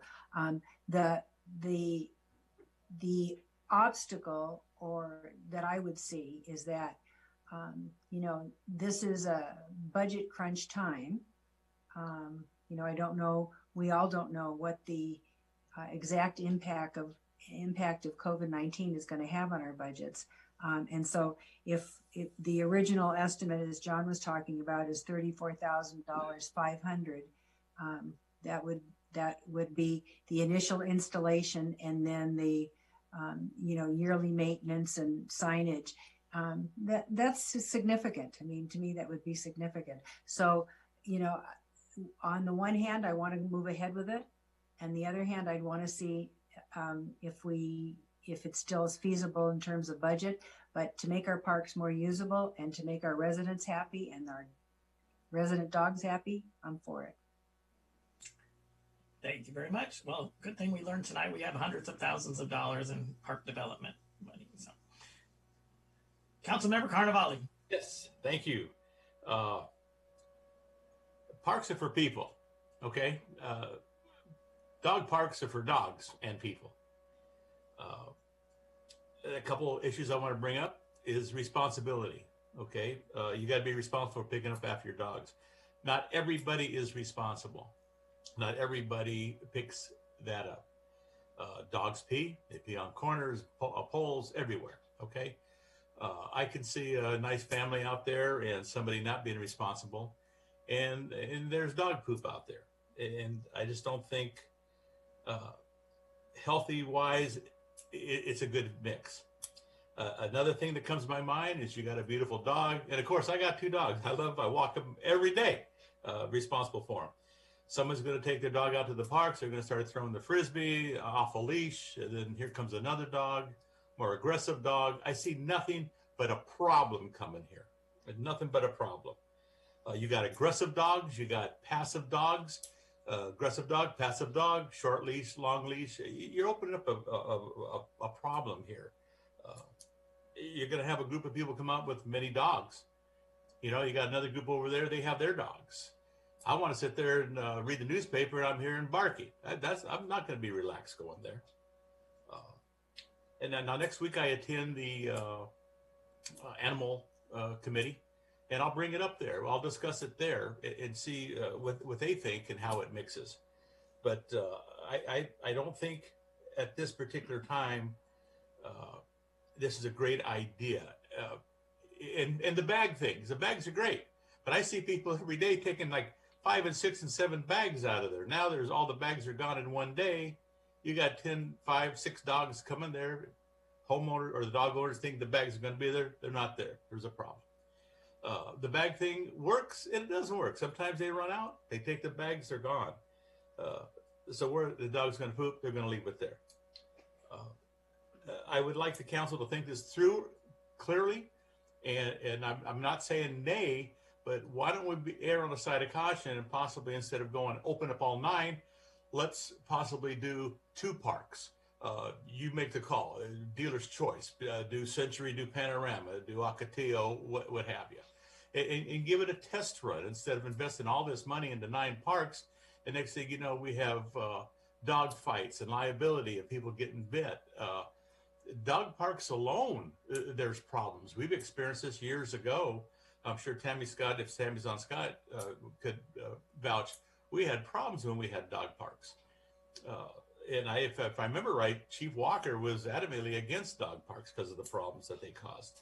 So I think it's a great thing to say, oh, let's take our dogs for a walk in the park. Oh, it's such a beautiful thing. But there's a lot of issues out there that comes along with that. And I don't know if the city at this particular time wants to jump into this until we really do our homework. So my opinion is let's just think about this a little bit more and before we just jump into it right away. Thank you, Mr. Mayor.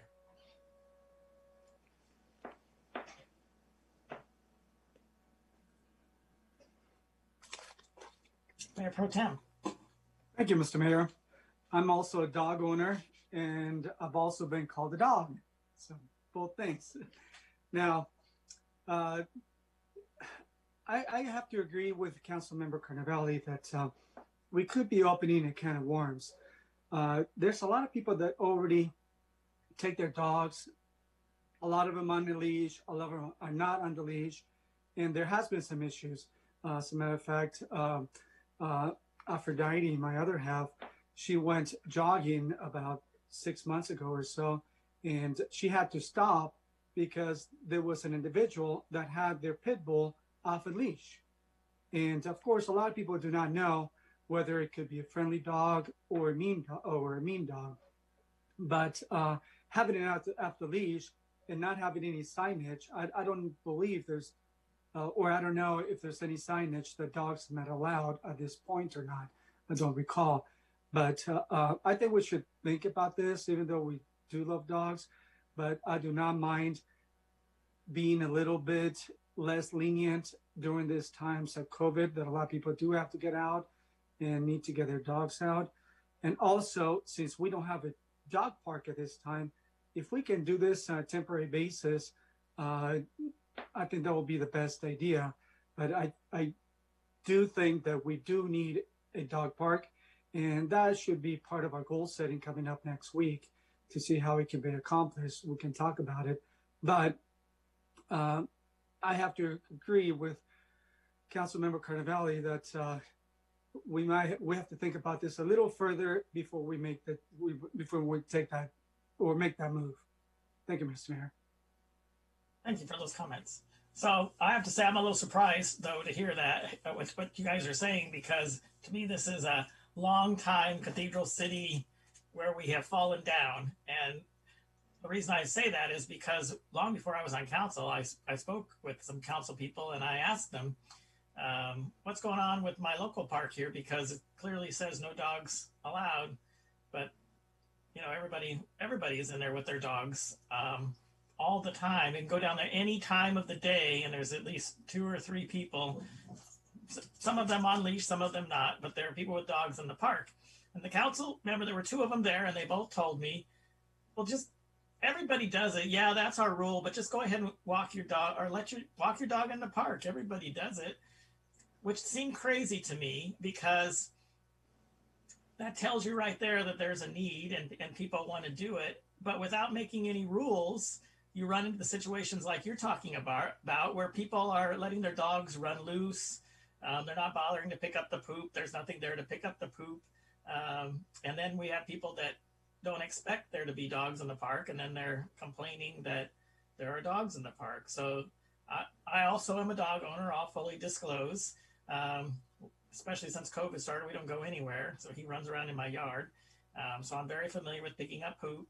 And I'm very familiar with the way people behave when they're walking the dogs on the street. But to me, this is crystal clear that rule is kind of crazy for many of the parks, that we should be allowing people to walk their dogs in the park on a leash. And I like the rules that were laid out. Now, I do think there's an argument that maybe there are some parks that we should not include on the list. I think maybe some thought can go into that. Or at least I had written down that at least we ought to, if we do this, we ought to have a rule that says, well, no dogs are allowed on the playing fields, at least while practice and or a game is going on, because I don't think if we include that, we're going to run into a problem like at the soccer park or at the parks that have ball fields where people will be walking their dogs around actually in the fields while the games are going on. And then we may want to consider, like in the soccer park, you know, whether it's appropriate if we allow dogs there at all, although I think we may hear from neighbors there that say, well, a lot of times it's not used and there's all that area around the edge. Why can't I walk my dogs there? So I do think there needs to be some thought that goes into this, but I think that actually cleaning up the rules and changing them makes a lot of sense. I do appreciate the comments about the costs that were given. And frankly, some of this falls into the same area of what we've been talking about before. Is we can appreciate that you're giving some guesstimates, but I've heard a lot from the commissions and here at council that sometimes some of these estimates are very kind of crazy high, almost where it gives us the feeling that staff is trying to say no by quoting how high these estimates are. So I will,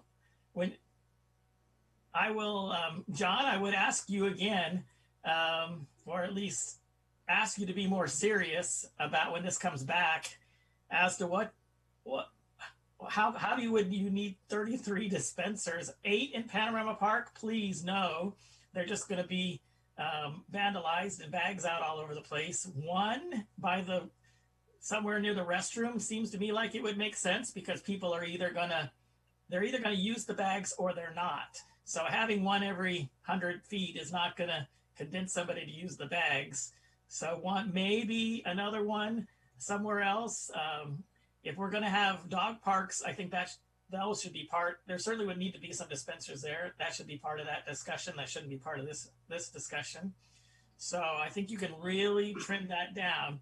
And then I'm not sure, just as Councilmember Ross expressed, how you get $12,000 or $13,000 a year of additional labor costs that's going to be caused because we allow dogs to walk in the park. That does not make any sense to me at all. I'm baffled as to how it could cost that much to fill dispensers. I don't know if you have any better explanation. I know you said that was kind of a guess.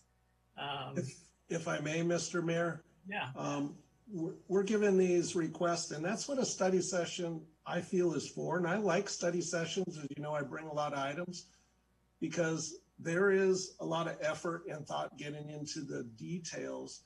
And in cases like this, we want to get the pulse of the council if it's even worth getting in there. So we do apply some effort to give you some thumbnail, and I call it thumbnail, I use that a lot. But when it comes down to the budget, and if we're presenting it to you to actually go into the code, we would give you hard costs that we have to live by.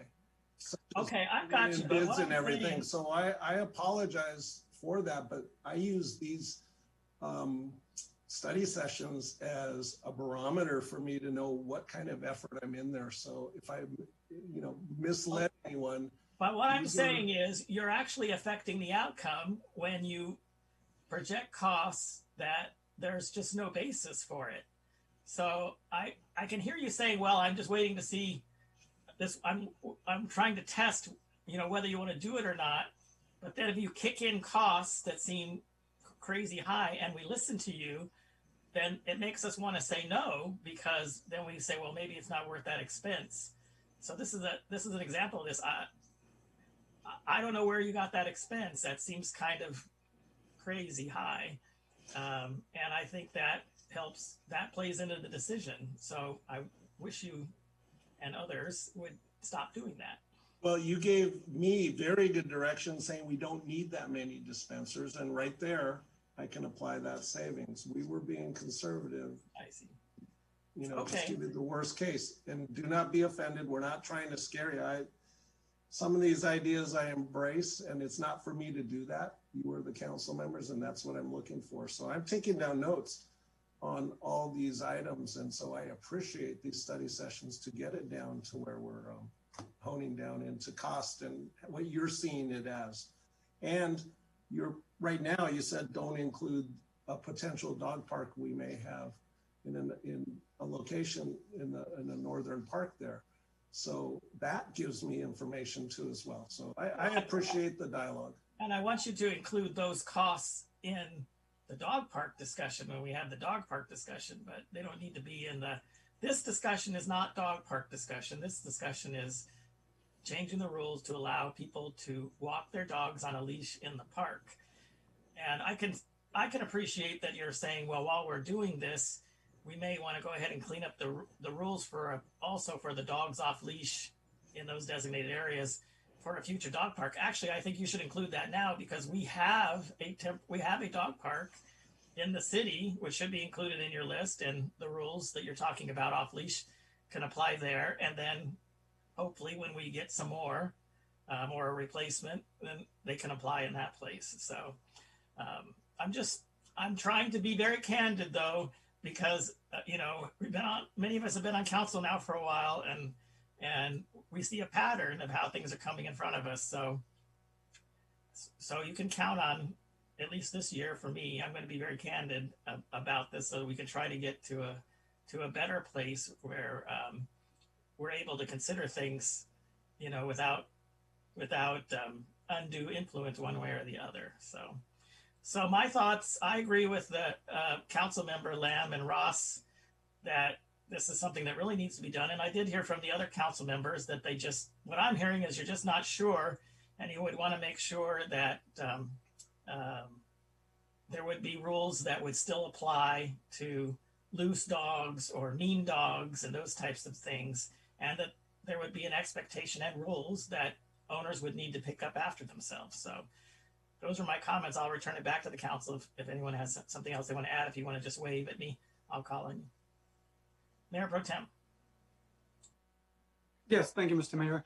Just one question. What fund would the money for all these expenses would come from? Would that be the park development fund or the general fund? No, we were actually looking at the dispensers maybe being able to come out of our environmental fund, which we do have to expend funds out of. And, but the labor obviously would come out of our, basically how the Public Works Department's funded, which is Measure A and gas tax. Wouldn't necessarily come out of general. Thank you. Excellent question. Thank you. Anyone else? All right, City Manager, Councilmember Ross. So, assuming that we ask you to move forward, if we do, I would be interested in knowing when it comes back, the difference in the cost between what you had originally assessed in a couple of hours of, I can't remember if you said a week or a day, every day. I don't recall what you said now. 2 hours a week. 2 hours a week of a designated person, as opposed to asking our parks people to pick up the bag of excrement and put in the box of new ones while they were already in the park, and what kind of a cost difference that would make, if any. So I'd be interested in knowing that if this does move forward. Yes, and we'll refine that, knowing that we have that direction, and we're just looking at the additional labor. So sure. I appreciate that. Thank you. All right, City Manager, back to you. Do you feel like you have direction as to or did you need some more council input? I know we had talked about maybe not all parks. Do you need more discussion on that? What I would recommend is that we develop a draft ordinance, so to speak, of how this would work.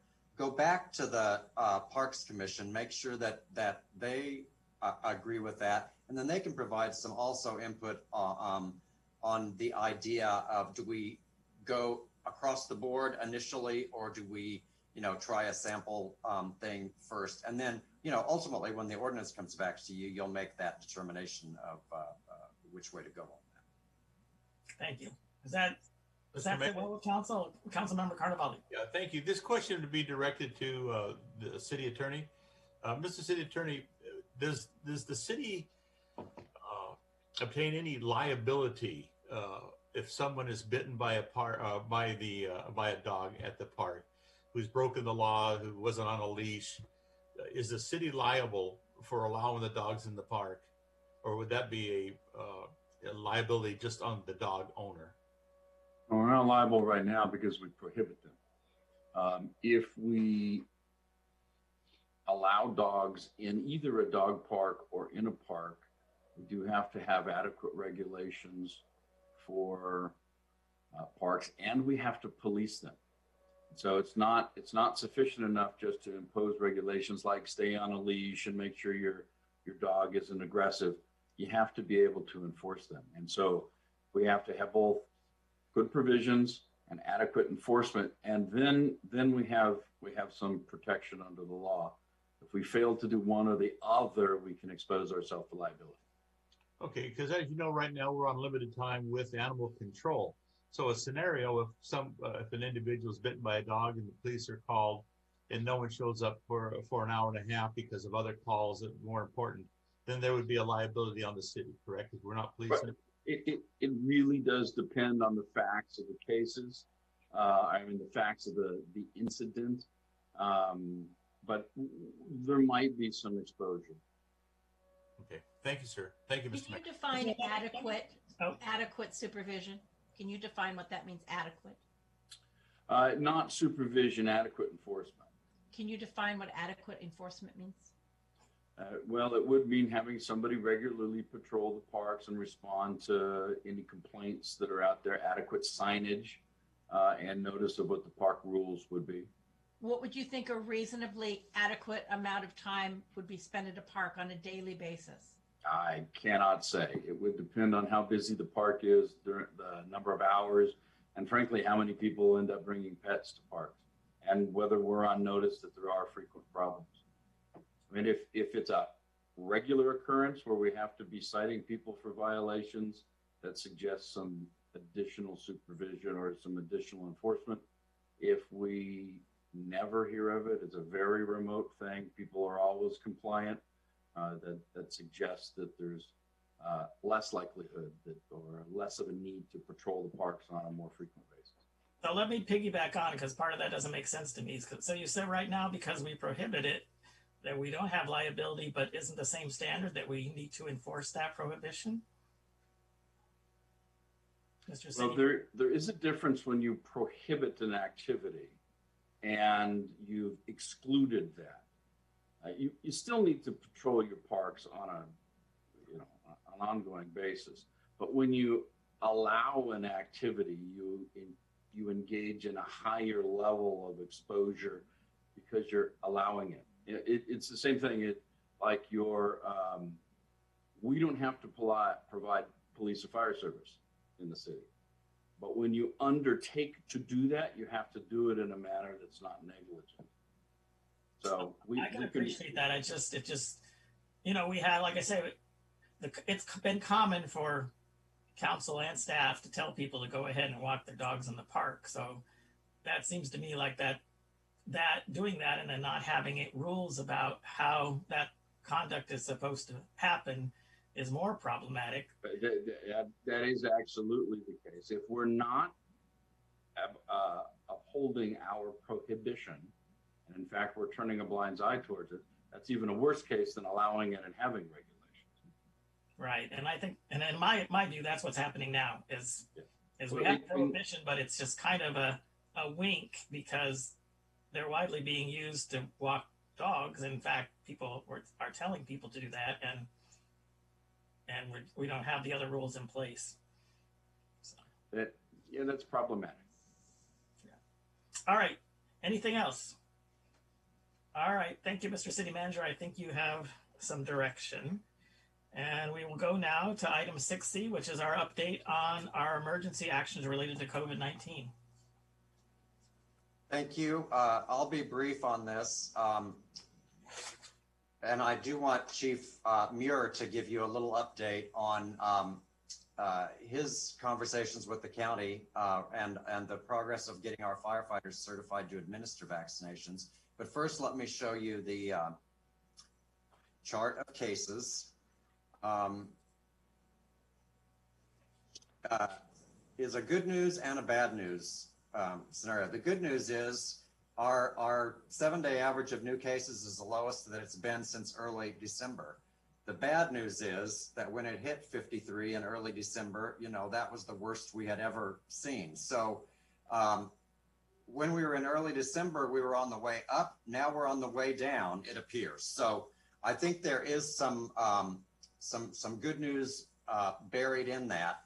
But I think it's important that we maintain our vigilance, that people continue to practice the things that we know will help in terms of slowing the spread, because we're certainly not out of the woods. As you know, on Monday, the stay-at-home order was lifted, which puts us back in the purple tier, which again, we used to think that was horrible and horribly restrictive. But it does allow some limited activities to resume. Restaurants can go back to outdoor dining, so can gyms and fitness centers. Personal care facilities can open with modifications. Hotels and lodging facilities can be open with modifications. So I certainly hope that things continue to trend in the right direction as those things happen. The bad news, other bad news, you know, deaths are a lagging indicator. So even as our number of new cases comes down, they continue to rise. January, when all is said and done, will probably double our previous worst month in terms of deaths, or come near to that. That's tragic, and you know, that's the sad result of the type of surge that we recently saw. So I'll stop the share there. Chief Muir is on the line, and he has been vigilantly pursuing efforts to engage our fire department in part of the effort to get people vaccinated, and he can give you an update on that. Thank you, Mr. City Manager. Well, I'll tell you, this vaccination crusade has been as you can imagine, we haven't had a pandemic in over 100 years, and to have one and to be able to provide a vaccine so quickly has created some challenges for the county and Department of Health in providing and distributing the vaccination. So to date, as of today, there's been 127,000 vaccinations distributed and administered. Of those, Cathedral City firefighters were at about 50% of our department being vaccinated. And of that 50%, about half of those have had the second inoculation. So the state of California has made it really clear in the past that paramedics can provide the emergency vaccinations, but we've never really had a mechanism there to really to implement that in such a quick manner. So Cathedral City has been really on the forefront of trying to make sure, A, our firefighters are vaccinated, and then B, trying to be part of the solution as much as possible. The way that the vaccinations have been rolled out in the county, about the only way that we're going to be involved with providing that vaccination is if we're working in the county initiated pods. So a pod is a point of distribution. It's basically, you know, a pod consists of the equipment in order to keep the vaccinations cool enough. It involves having a location to distribute it, as well as the trained personnel. So we can provide the trained personnel, but we are not going to be able to provide a pod. So the next best thing is we're trying to urge the county to open a pod within Cathedral City right now. And the closest location for a pod would be, besides your own doctor or hospital, the next best place would be Indio, the fairgrounds. And then the next closest would be San Gregorio Junior High in Beaumont. So what we're doing is we've got about 10 of our personnel trained up right now to where they're been approved by the county to provide those vaccines. But it's going to be a real challenge to get the rest of the 1.5 million that they want to get administered in the next months to come. So that's where we're at. The county stood up what we call an ICS command team. They did this about 2 weeks ago. And we have a type 3 command team that's managing the crusade.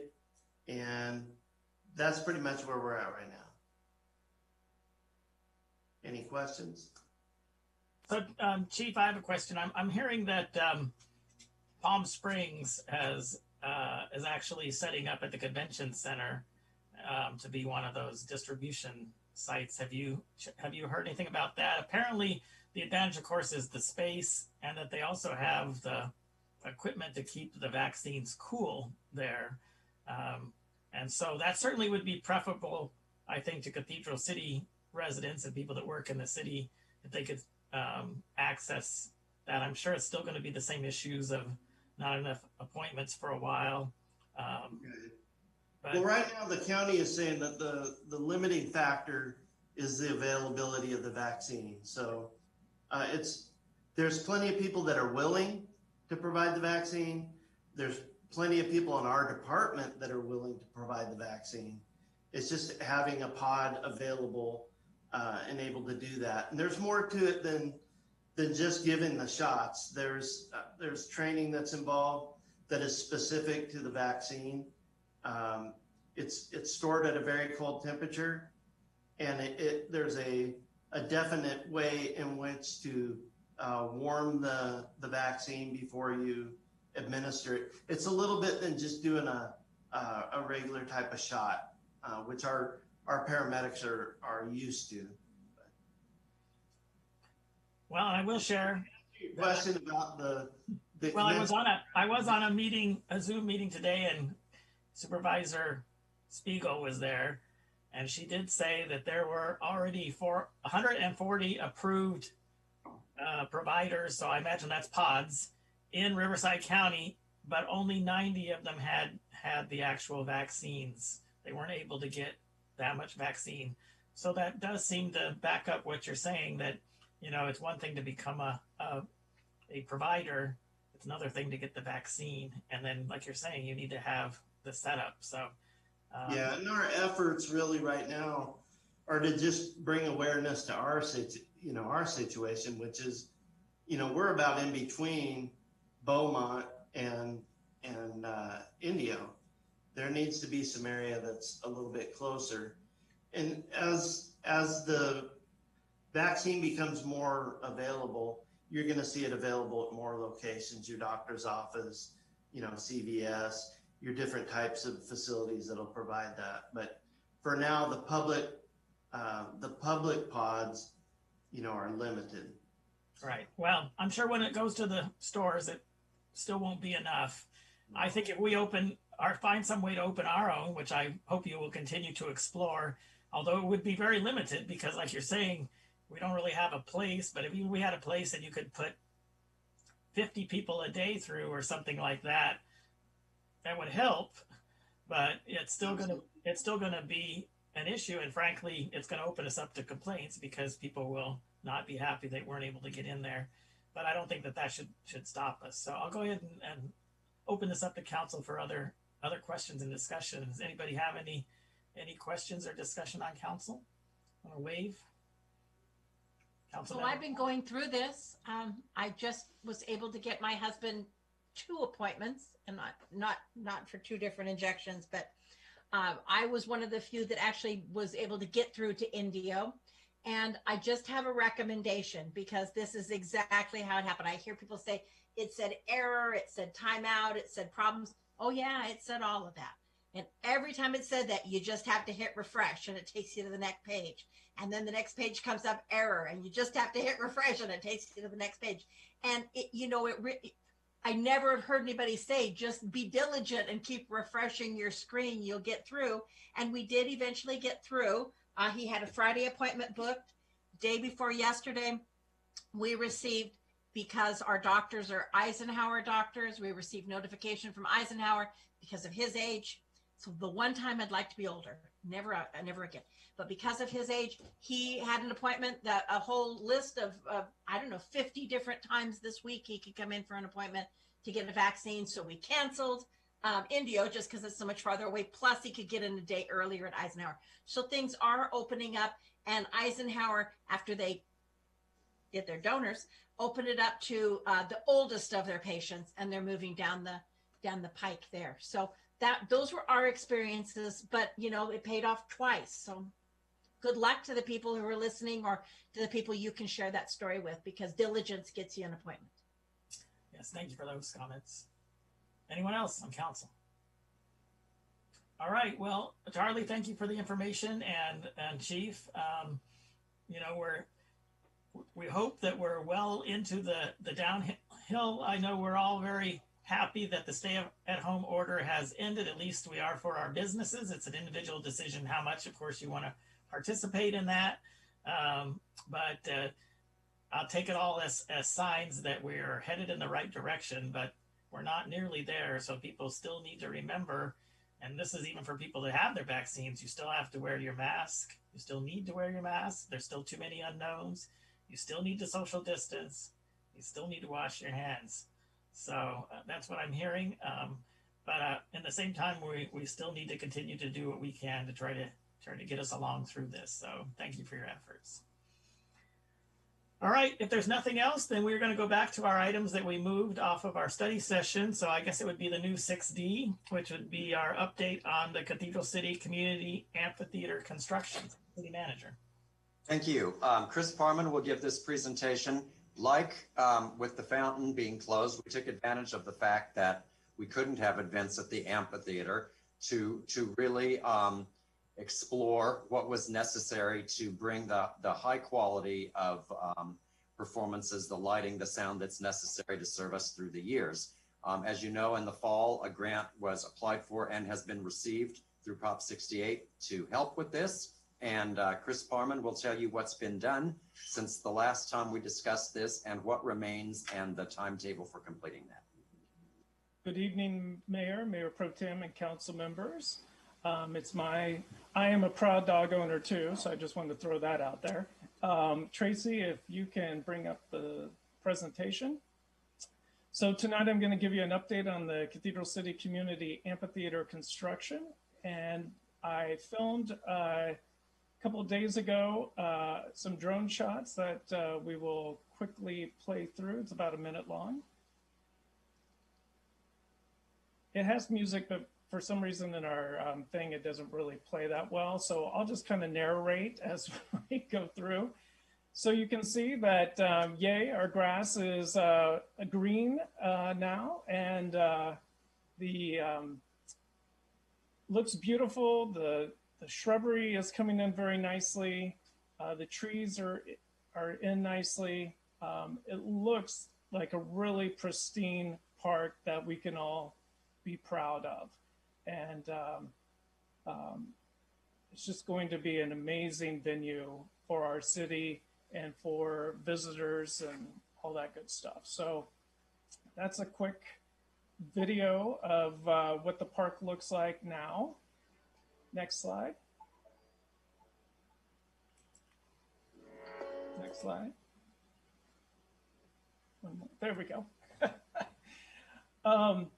So back in August, we formed what I call the Cathedral City Community Amphitheater Committee. It was a working committee.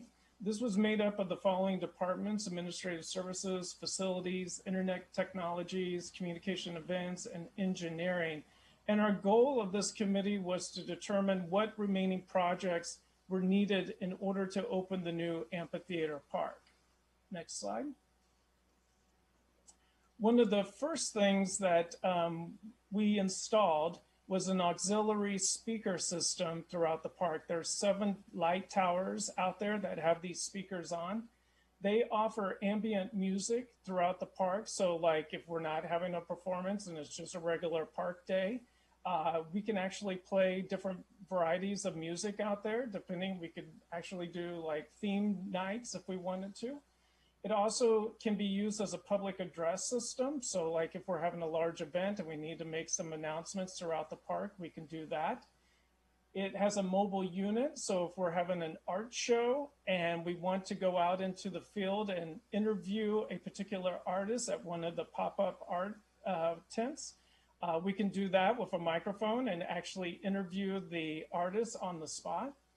And then what I love about this particular speaker system is that you can have each grouping of speakers do their own thing. So the one that's closest to the entrance, we can actually have recorded messages going on that say, welcome to, you know, the Cathedral City Hot Air Balloon Festival.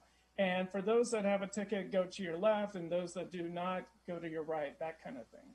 Next slide. These were put up, I believe, in September-ish. And we noticed right away that how they were connected to the light pole, they had some, they were just very easily able to come off the light pole. So we, engineering and facilities worked together, and they designed and had some stylish metal cages that were fabricated to go around the speaker system, as you see in the picture there, so that that would prevent any theft of the speaker system themselves. Next slide. Some additional security features that we added to the park.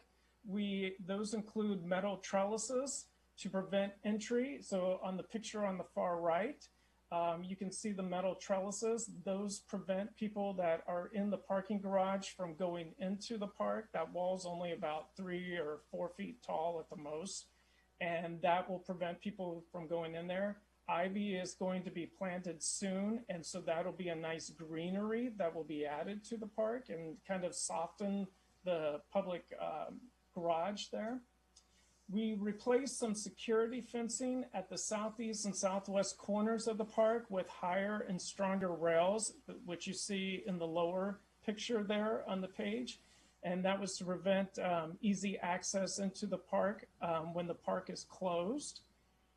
The IT has installed Wi-Fi, or in the process of installing Wi-Fi, that can allow up to 2,500 users using Wi-Fi at one given time during an event there, which is fantastic. And as Tammy mentioned earlier tonight, that they will be installing security cameras throughout the park to make sure that there's additional security measures there.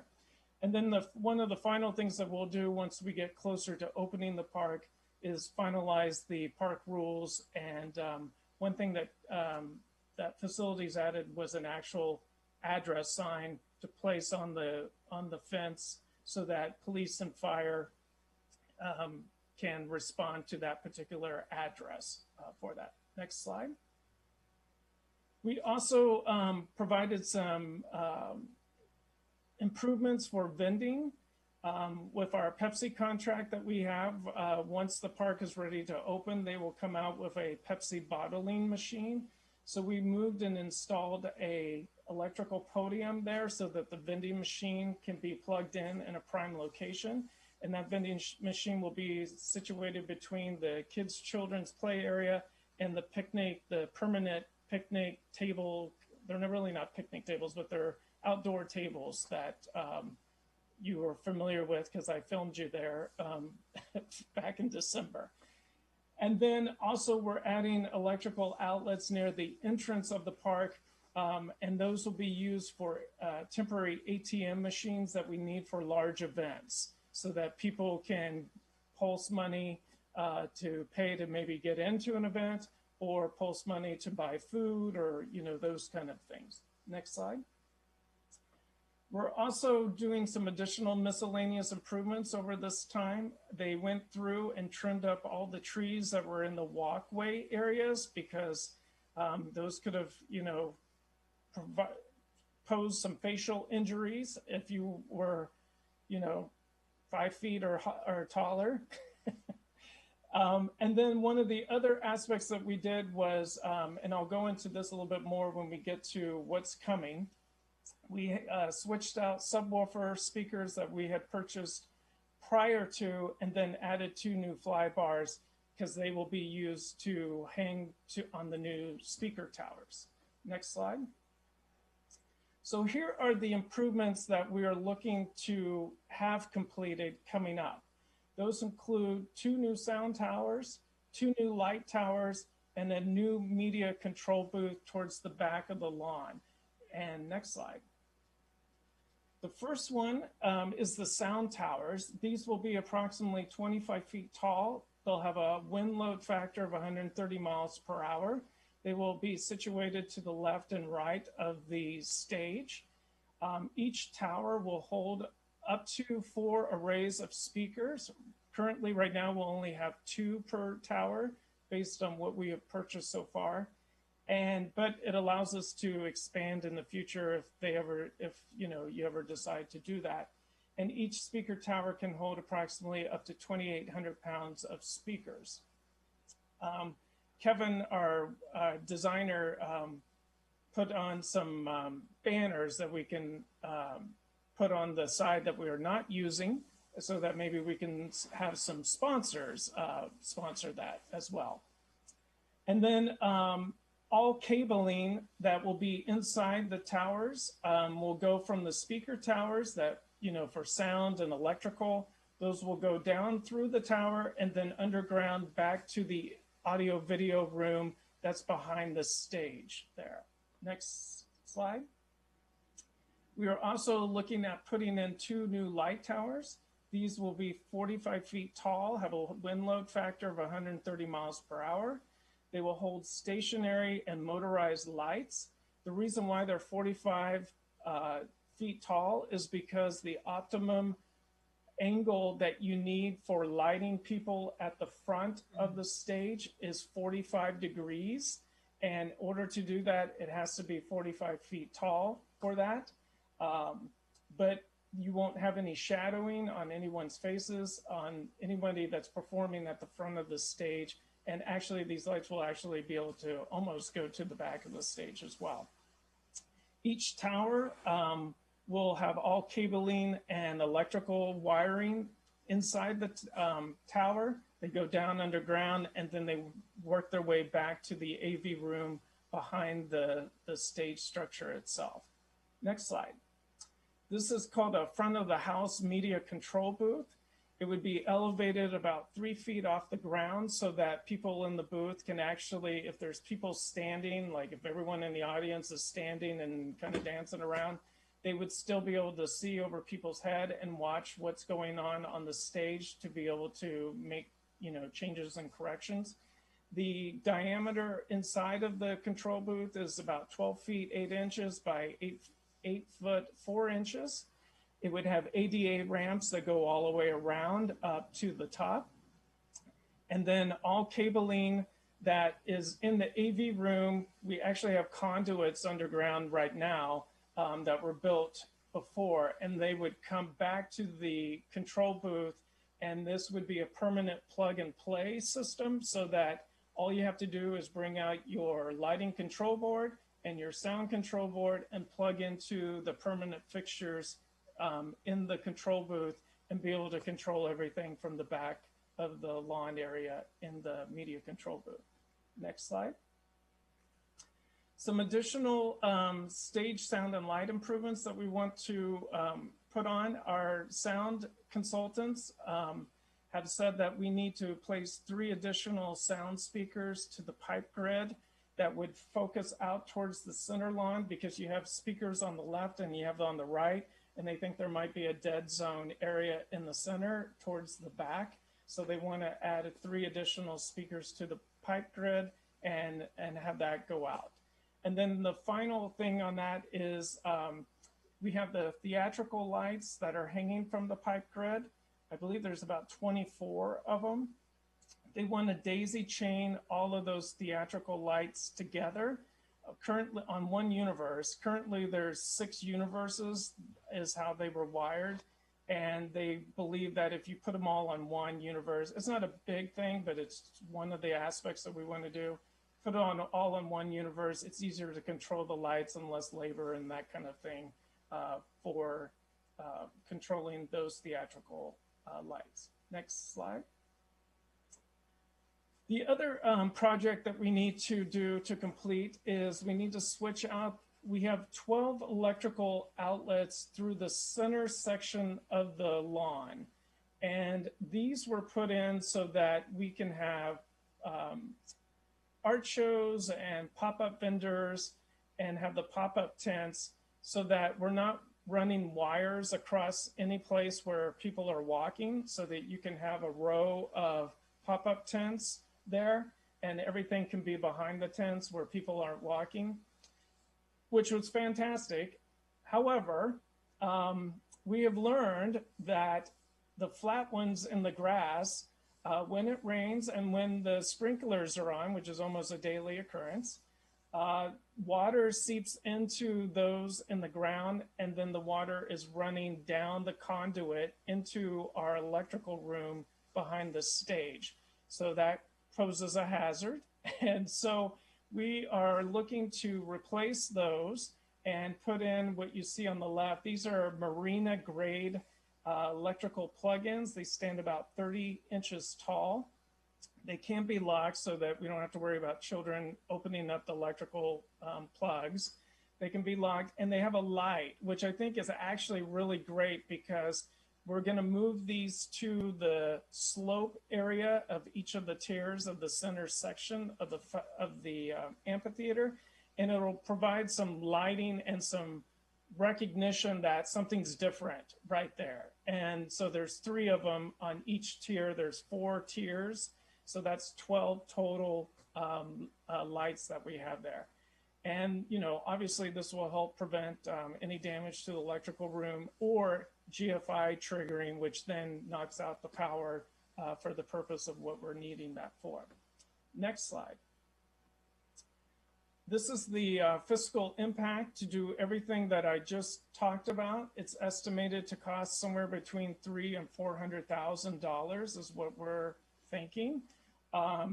Staff will release an RFP to solicit bids soon. If it does cost in this general range, funds will first be used through the Proposition 68 non-competitive funds. We have about $211,000 available in that fund. Next, we would use $120,000 that's available in the Cathedral City Downtown Foundation Fund. And then if we need additional funds, if it does go up to the full $400,000, it's been offered the $69,000 from the Park Development Fund. Next slide. Timeline to get all this done. RFP for design build to do everything, the towers, the back, the front of house. We're hoping to release that the first week of February. The RFP would be due by the end of February. Contractor evaluation and selection by early March. Award the contract, bringing the RFP to you, the City Council, on March 24th for approval. After that, we would give a notice to proceed, and we're hoping that we can get everything completed by the end of June so that we're well ready to go for the fall season for the amphitheater. And I think the next slide is questions. Yes.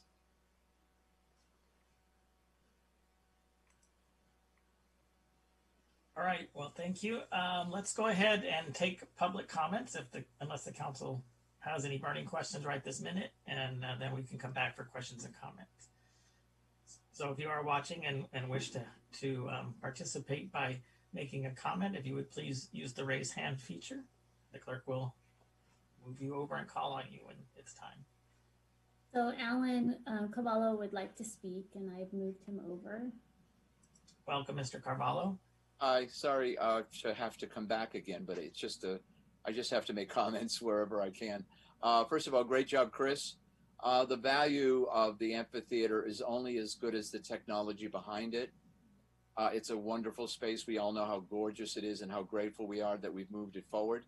But if we really plan on having this space utilized at its optimum, nonprofits will not be able to bring their own equipment in. And so we're hoping that not just high-end clients will come into the theater, into the amphitheater, but other uses with local theater and other events. Having a basic, good technology behind the park is going to make the park that much more valuable. I'm thrilled with the design. I'm thrilled with the area behind the lawn where the technicians can be housed and be able to see over the crowd. So it's a great addition. I'm in support of it, and I hope that the council is as well. Thank you. Thank you, sir. Are there other comments? There are no other hands raised, Mayor. All right, well then we will bring it back to council. I'm sure there are some questions. We'll go ahead and go in reverse order this time. Mayor Pro Tem, do you have any questions? You're muted. Sorry, I don't have any questions, but I do have some comments, and I have to agree with Alan Carvalho that this place is beautiful, and we do need to make it as easy as possible for events and people that cannot afford to utilize it. And I walked by there a couple months ago with Chris when we did filmed the video. That place is beautiful. So whatever we can do to make it even better, I think we should. Thank you, Mr. Mayor. Thank you, sir. Councilmember Carnevale. Yes, thank you. Yeah, no questions, Chris. You were very complete, and it's very exciting. This is just pure torture. I mean, we've seen this come up from the ground from a dirt parking lot. I think it was a storeroom or just empty lot there. To see it, it's just beautiful. It's just so sad that we can't be doing there, but you know, when it's ready to go, when we open up, this is going to really just be a plus for Cathedral City. So for everybody that's worked on it, you and Chris and everybody, it's the engineers, top notch, first class. Thank you, Mr. Mayor. Thank you very much, Councilmember Lamb. I have no questions, and I just concur with everybody. I think it's a gem. Wonderful. Can't wait. All right, Councilmember Ross. It is lovely. It is a gem, and I'm getting money nervous. Beyond what you want to do now, is that everything? For our events and for small and medium-sized groups, nonprofits that are going to want to use it, it's everything. It should provide everything that the city needs to use it for, nonprofits need to use it for. You know, some larger productions may want to come in and add to it, but they would have to do that at their own expense.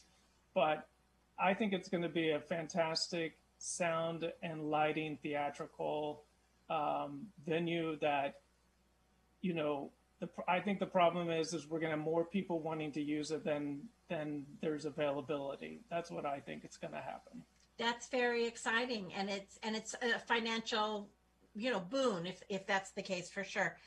So generally I can accept your answer is this is it. This is it. Okay. So I know some time ago, and I'm going to come back to money here in a minute, but I know some time ago, one thing, the 30-inch electrical, is that going to cause mowing issues? I wouldn't think so. I mean, how they got to weed eat now. Yeah, they'll probably have to go use a weed eater around it and stuff, and then mow. And it looked plastic. They hand push the lawn, so it's not like they're on like big mowers and stuff. The people that actually mow that lawn are hand pushing it every time I've seen them out there. Okay, I know that. Councilmember Ross, may I help answer that question? Please. The raising the picture that Chris showed may not be the end result, because you're right, it is hard plastic and it may cause other damage and other problems.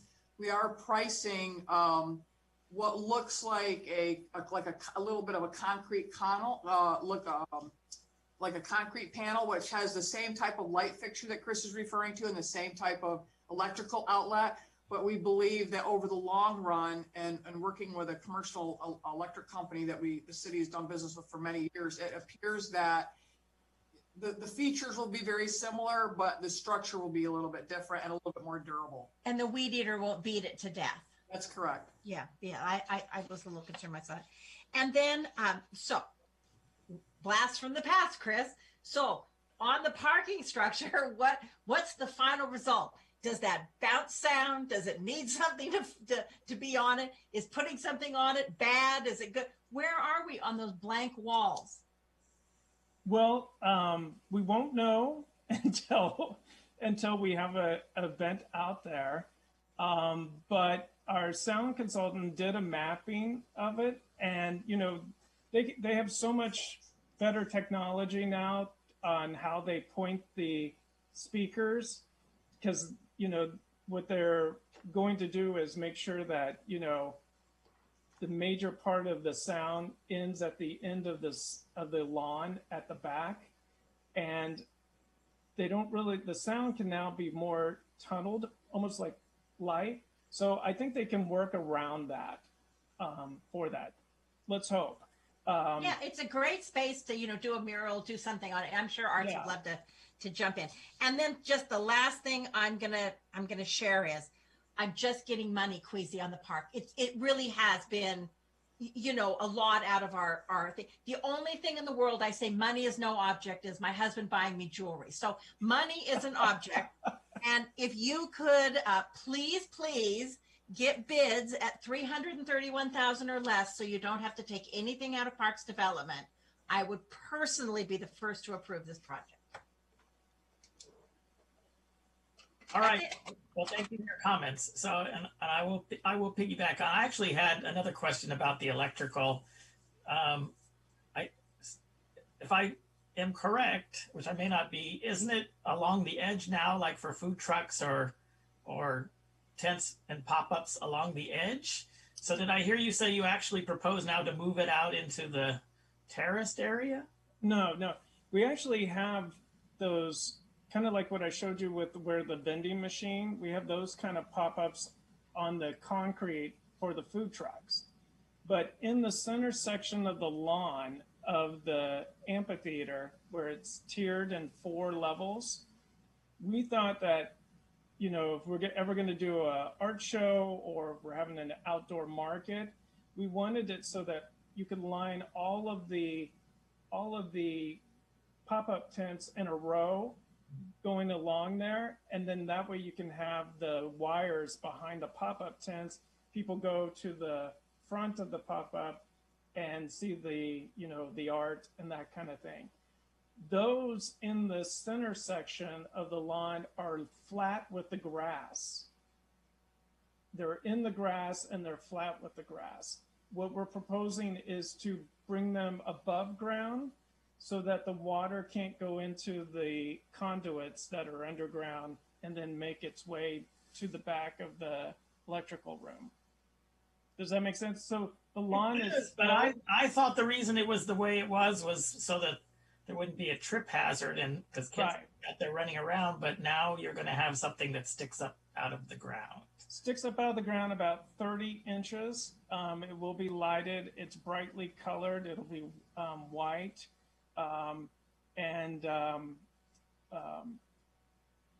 It's better than water seeping down. Well, I don't disagree with that, but it makes you wonder if that was a good idea at all, to be having them out there in the middle of the grass, if now you have to make these things stick up. And I'm hearing they're hard plastic, so kids well, they may end up being something that's more durable. I just use that as an example because I asked for, something that we have. We don't know what it is. We have something similar in the festival lawn. They're the concrete electrical plugs that we use out there. and we haven't really had much problem with those out there with the festival lawn. They stick up, you're saying, in the festival Yeah, lawn? they're on the outskirts of the festival lawn, but they do stick up, and we haven't had any issues there except one of them, a car backed into, but that was kind of it. Okay. And the other thing is, when you showed the sound booth area, I was under the impression we were looking at putting where the electrical lines would come out. I didn't know it was going to be covered. Was that a temporary cover just in your drawing? Is that a permanent cover? What is that? It's a permanent cover. We went back and forth on whether or not we would do a temporary versus a covered. It didn't look like the cost of doing a metal cover was going to be significantly more for that. But that's kind of what we came up with. We wanted something that would protect the people from the sun.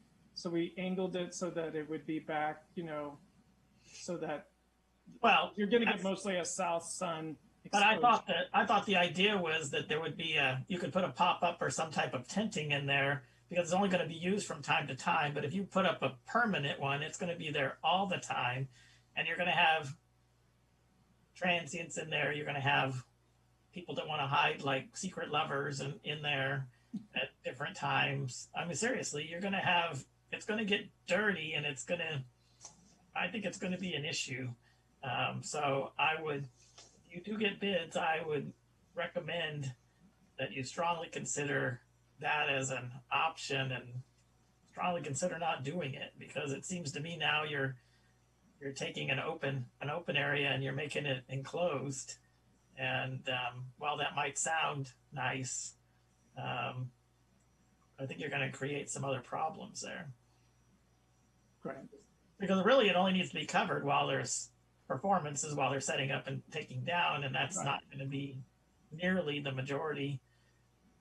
It's just going to be a fraction of the time. So I would give that a second thought, but okay. I know this is going to come back to us. So, and then as the councilwoman, so she's 100% correct that, we love this park and it's great, but every time we turn around, we're adding something to it. And we're way beyond what the original scope was. So it's a great question. I mean, are we just going to continue to, and we haven't even really used it. So are we going to just continue to add and add and add? And we haven't even, I'm sure once we use it, you're saying that it's the end, but I have my doubts about that. And especially, again, I'm going to bring it up because we have needs in other parks. We have lighting needs in other parks. We're told we can't do it because we don't have any money. But we found money here, or we're proposing to find money here. So I would propose that, before anything else get added here, that we really consider the big picture. I don't know if the Arts Commission at all or the Parks Commission at all is involved in this, how this fits in their priorities, but this is a park. We probably shouldn't be doing anything to the parks without at least running it by the Parks Commission and getting their input. So, I would hope if you're going to go ahead with the RFP that you consider these things and maybe even get it so it's not all one RFP. Or you can have them bid it that way and then bid it as options, because this is kind of way beyond. Let me ask you. So I saw the speaker towers with the speakers. Are the speakers now going to sit out there all the time, or are they going to be lifted up and down? They would be. We would put them up once for the beginning of season and then take them down at the end of season. They have a protective covering that will go over them so that they can withstand the rain and heat and sand, basically, dust getting to them. So that's different than what they were purchased for, right? Weren't they going to be put away and then brought back out only for performances and be sitting on the ground or on the stage?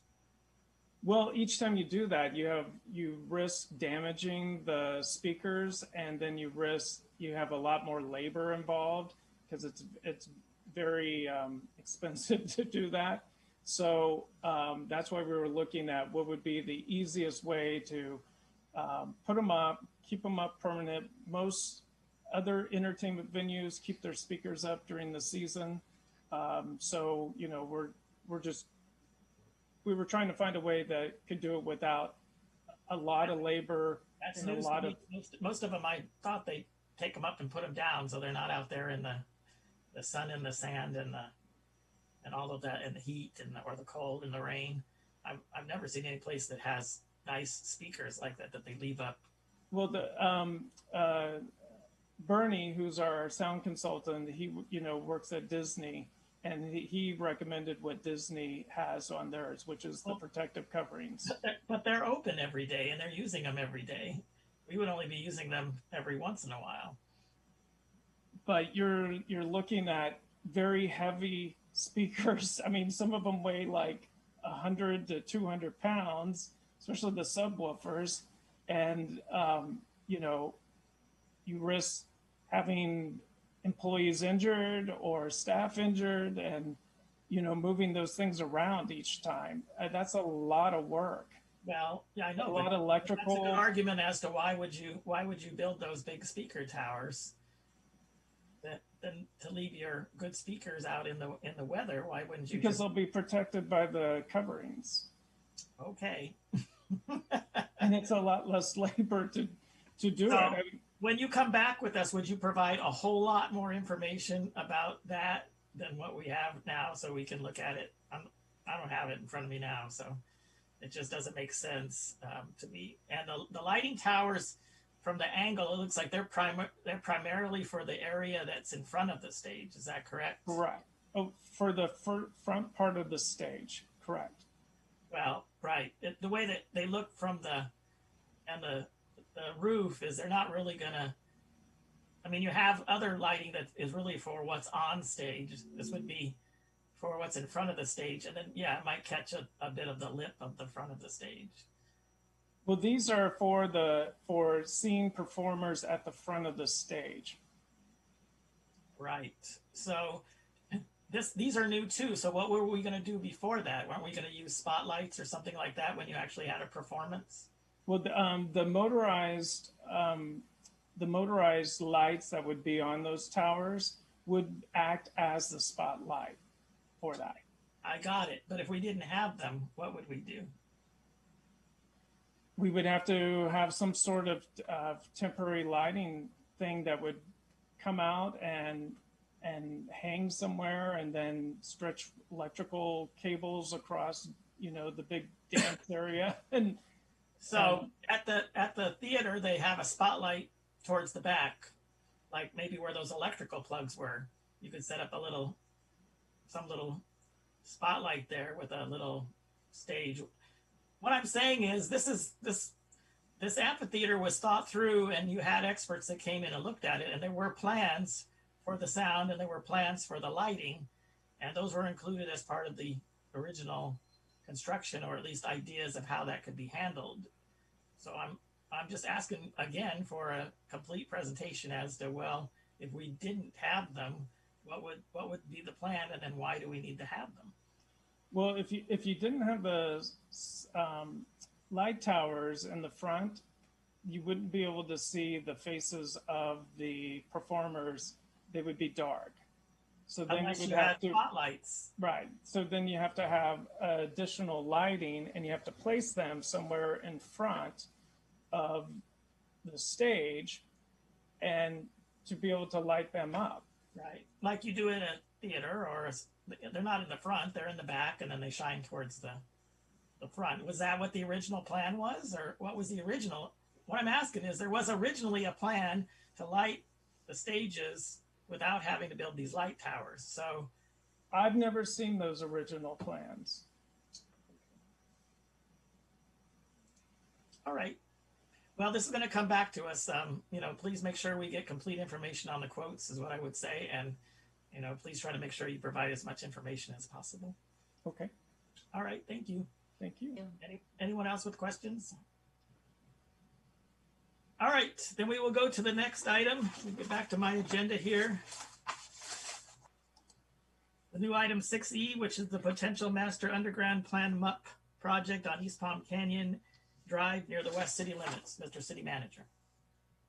Thank you. This is a proposal that came to us as we were working with a developer who is interested in doing a project at the vacant lot that's in front of the Travel Lodge there, sort of in between the Glory to God Church and where the mattress store is. And he had those power lines, there needs to be turn lanes added there and things like that. So those power poles that are there are going to have to be moved. And in the course of working on that, we looked at options to, what if we just undergrounded those? And then we started looking at, well, there's only 7 poles from the western border of the city at Golf Club Drive all the way to just the other side of the mattress store. And from there on, everywhere on the south side of Palm Canyon, everything is already undergrounded. And this is really the type of project that the undergrounding fund was designed for.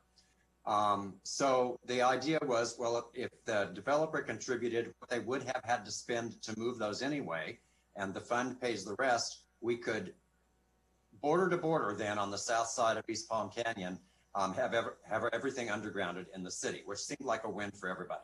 So I've probably given John's presentation for him, but this is, we would like to discuss this with you and how the undergrounding fund works. And if there's an appetite for this, then we can work with the developer, whether it's the current one or at someone in the future, and get their contribution towards this. So go ahead, John.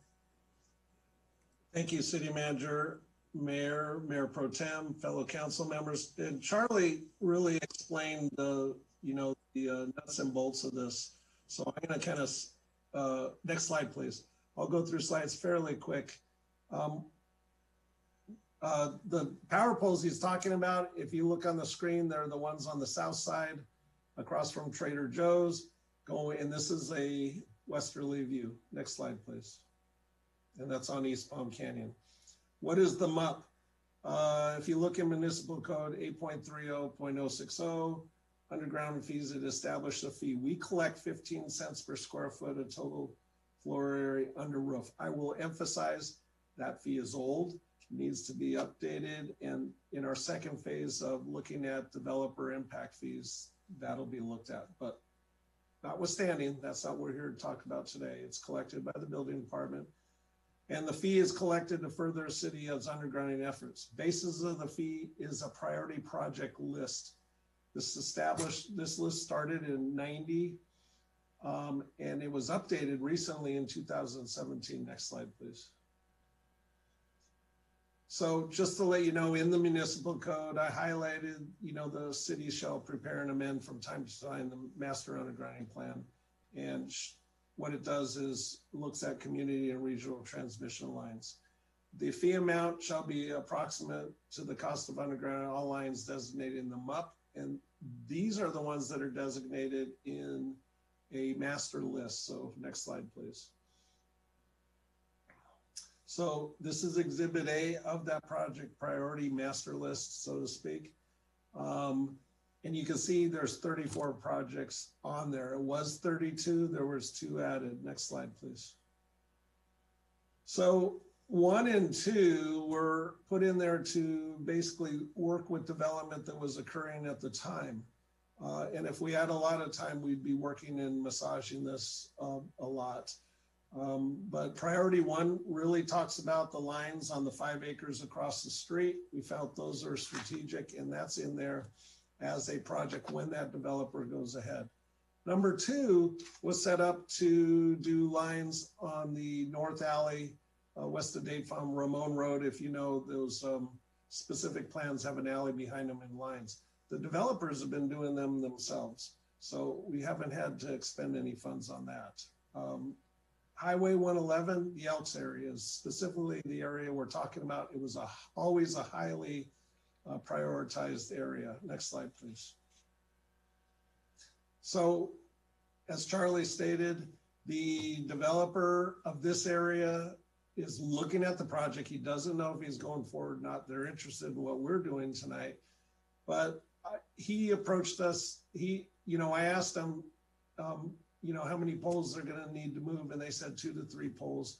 And so staff and us got together and said, why don't we underground these? And we looked in them up and we saw that project was priority. Next slide, please. So that's where we came to this point, is why not underground these? We have the money available. So the line I'm talking about stretches really just past Glory of God near Golf Club Drive, and the pole I showed you before. Next slide, please. So this is looking east. The pole you see there just to the right will stay according to our plan and thumbnail SCE plan. And the 7 poles going to the east would be undergrounded. Next slide, please. So that's the slide looking closer at looking west. That's the other side near Elks Drive there. Next slide, please. So SCE is very vague on this. I did get them to talk about thumbnail, and I said, is this $1 million project? And they said, oh, it's probably going to be a lot less than that. So I'm putting that up there on that because they will not give you an estimate, because once again, once they say something, they're held to it. They will not give an estimate unless you pay for it. And I even asked, what's the estimated cost? And they go, well, you might have to give us $5,000 or $6,000 just to get the estimate for what it will to design the project.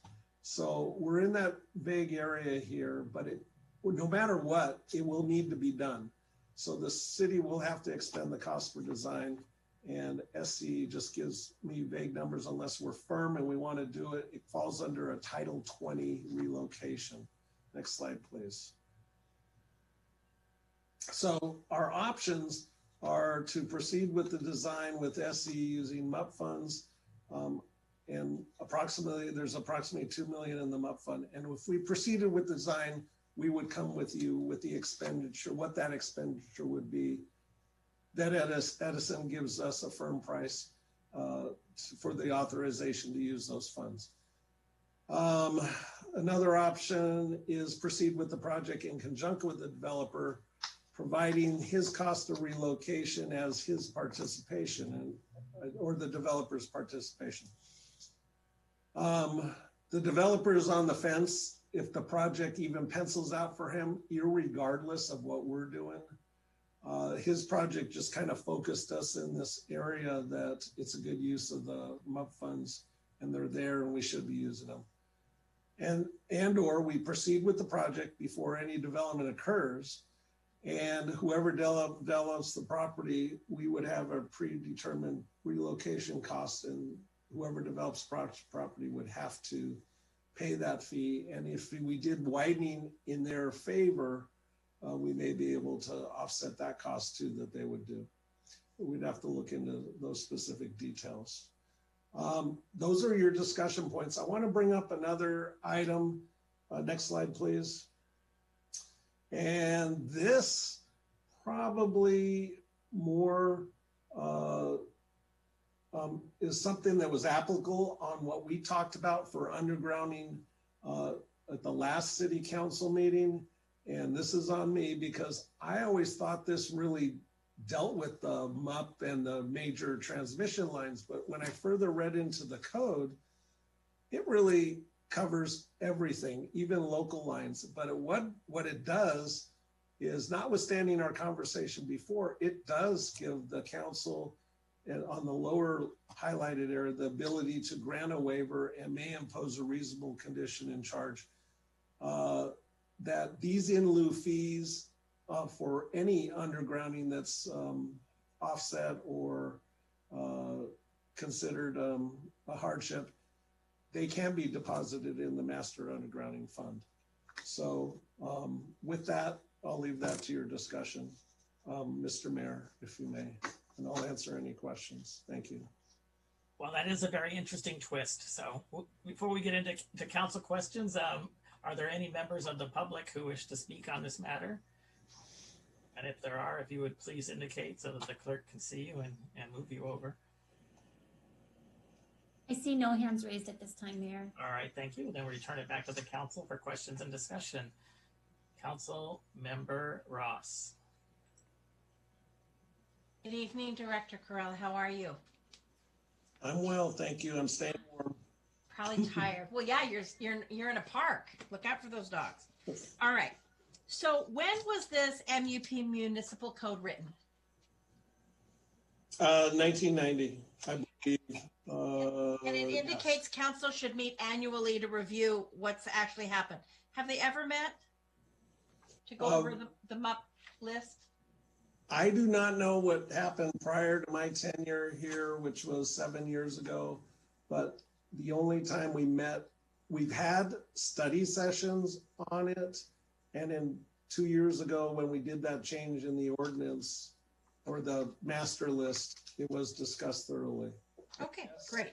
It's on All right, there. and then the ordinance indicates that there should be logical and incremental phases which should be implemented. Have we done any phases so far? Or is that list of 30 projects just the original list and we haven't actually done any undergrounding of those particular poles yet? None from this list. Just to let you know, though, there is a fund that Edison has, and these type of projects working with Edison fall under Title 20, and they take a lot of time and energy. We did do one with some funds that Edison has available from the public utilities on Ramon Road that were undergrounded in conjunction with the Ramon Road Bridge project.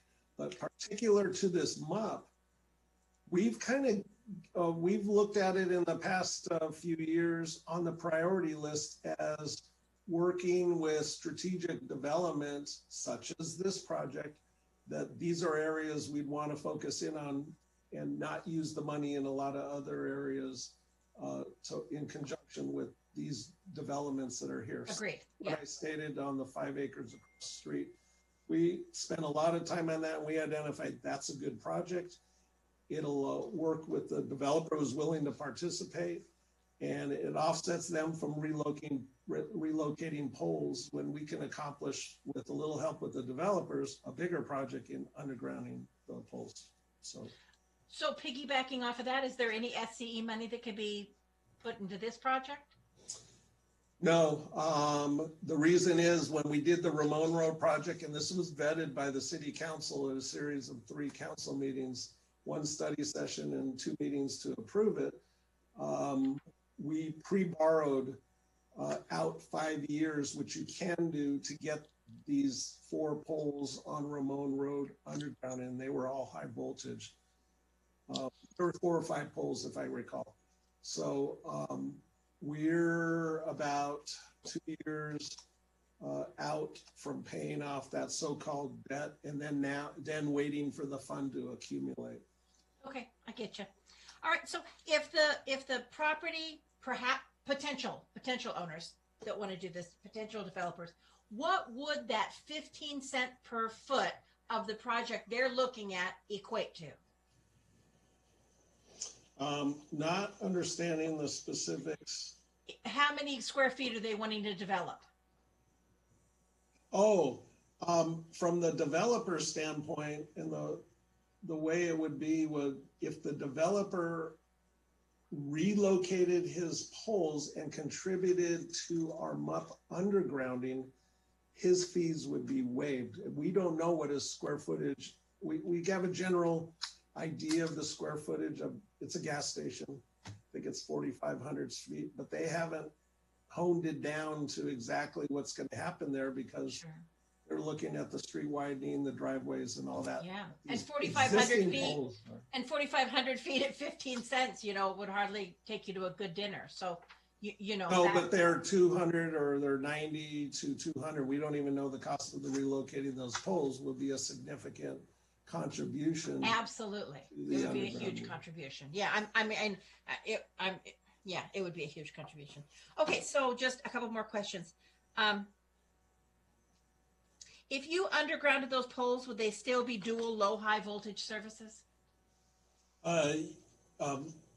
That's a good question, and yes, they would still remain the same type of voltages. They're just handled underground a little different. I just wasn't sure if it changed when it went underground. And then I also agree that 15 sense is low, but it is interesting because the appeal process and all of this really highlights that other problem that we were talking about at our last meeting. And we may be able to use some of the same verbiage that you have in this MUP for the local lines, not just the commercial lines. So and see how that works out. That concludes my questions, and I thank you for your time so late in the evening. Thank you. Thank you very much. Councilmember Lamb, you have any questions or comments? I just had a clarification. So the list of these 32 projects was created in 1990, and since then only 2 more have been added. So who is it engineering that does the analysis of the whole city and these potential projects? I mean, is it generated from engineering? Yes, Councilman. That's okay. Yes.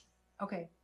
And I think in terms of the big picture and how we want to take each opportunity as it comes down the pike to beautify our city, I think this seems like a wonderful project. So I just wanted to summarize by saying that. Thank you. But it does have options. So before we get through yes, I hear you. One of the options is we would just do it anyways.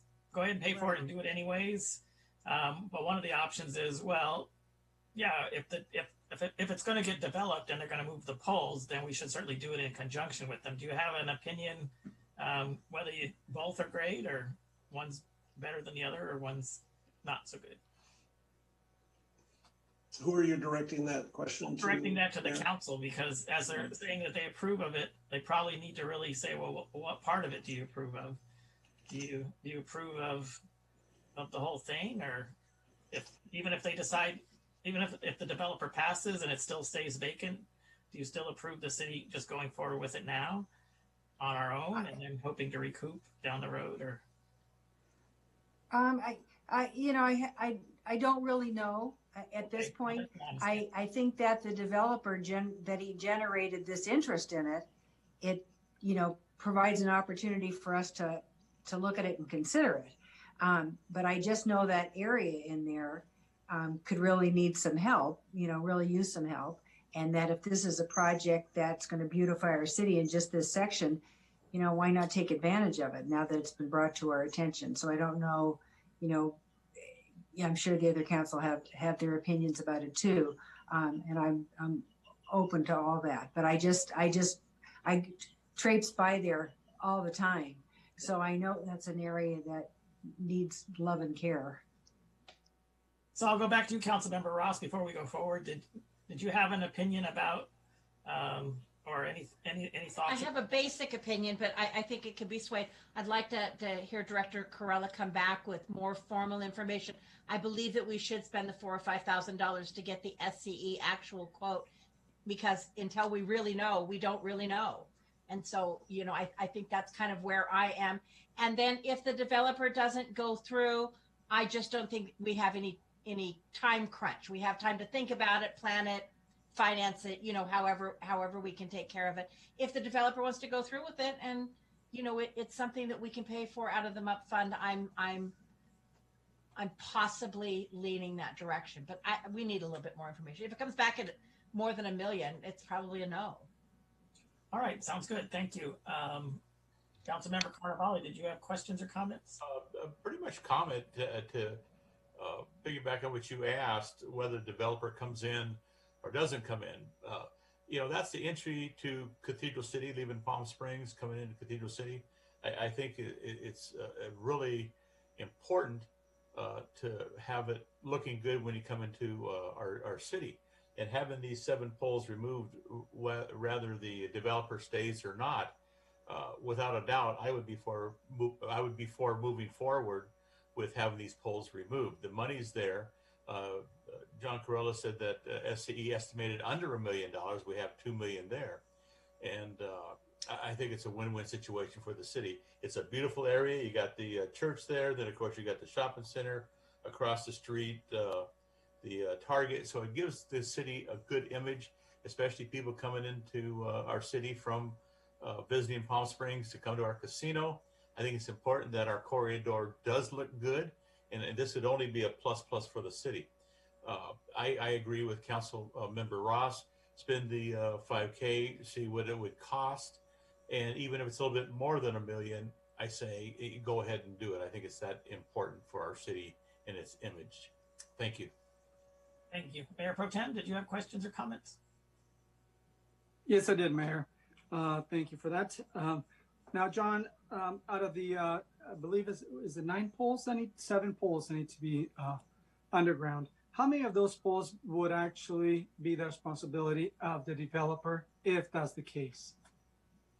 2 to 3 to relocate them, which means he would just have Edison pick them up and move them back, and then they would stretch the wires on however they could.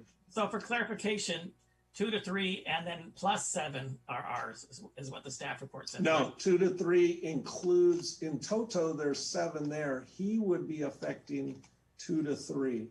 And like I said, he's preliminary in his development. He doesn't even actually know. He would love it to be only 2. He may have a 3rd depending on how his driveways. And if I could clarify too, when I said 5,000, that was just to get Edison to tell me how much it's going to cost to do the design that will end up, and they even were fuzzy on the 5. He just said, I don't know what it's going to cost. It may even cost you money for us to even get you an estimate on what it will cost us to design it, which could be $40,000, $50,000. So it is all up in the air. And if I'm over speaking you, Councilmember Gutierrez, I'm just trying to clear this up that they're very vague in this conversation. And once you dive into it, they want somewhat of a commitment that you're at least earnest. And so that's what I'm asking in this. So I apologize, Councilmember Gutierrez. Any more questions? That's okay. Now, is the developer willing to work with the city and whatever cost he's going to incur in moving those poles and giving us the money to subsidize the undergrounding of the rest of the poles? He has made it very clear they haven't made their decision or commitment to go through with the development, whether we underground it or not. So they're doing internal decisions on that. Right Okay, now. so like I heard from other council members, so in case they are not serious about developing that area, at least we'll have an estimate for future development and undergrounding for that area. And that's what I wanted to get to, and I appreciate you bringing that up, is what I'm looking at, and if there's interest in that being a project, that we get the every expenditure out of this fund will be brought forward to you. So I get with Edison, find out what the estimate is. If it's a small number to get to their bigger number, we go through those stages. At the end, we have a set of plans that is basically there, and we can, as Council Member Lamb said, you know, it's ready to go. We can go with development, or we can go, you know, we can take our time about it, but at least we'll know the firm cost of what it'll take to relocate those 7 poles. Okay. A question regarding undergrounding, different project, you can say, but same conversation. On Day Palm, which is listed on the list here, between Ramon Road and Day Palm, which is actually more like between McCollum to Vesicino. I have heard in the past that if someone were to develop anywhere north of 30th, that they would have to underground utilities if they wanted to develop that area. Is that the same thing? And the answer could be yes or no, because we would look in the ordinance, and these are not the local lines. These are the ones that are in the regional lines that are in the public right of way. And if they fall under that length footage, if their development falls under that footage, which is 400 feet, I believe, if they're over 400 feet, they would have to underground it. Any smaller development, just as we've been developing on the Tower Market, They're not undergrounding their regional lines. They're undergrounding all their local lines because over 200 feet. There's a project with 5 rental units going on ITEL. They were small enough, they didn't have any undergrounding. So that applies. That's what I said, that we do look at that ordinance quite a bit, and we measure the frontages, and that's what we basically live by. Yes, because that area on the east side of Dapalm, all those poles from pretty much from McCollum all the way to Visicino, they're not underground, and it will be a great thing to do if we had the money to underground all those. But all those properties, if they also had to underground them, it will be impossible for them to develop, I believe, and go through that expense. Well, thank you. That's all my comments. Thank you. Thank you. So, John, what mechanism would we say we decided to go forward and we got the estimate, and then the developer didn't go forward at this time, but we decided to do it anyways? What mechanism would we use to somehow, I don't know, lien the property or make it a future term of development or whatever, to be able to get repaid for what they would have paid to put those 2 or 3 poles underground?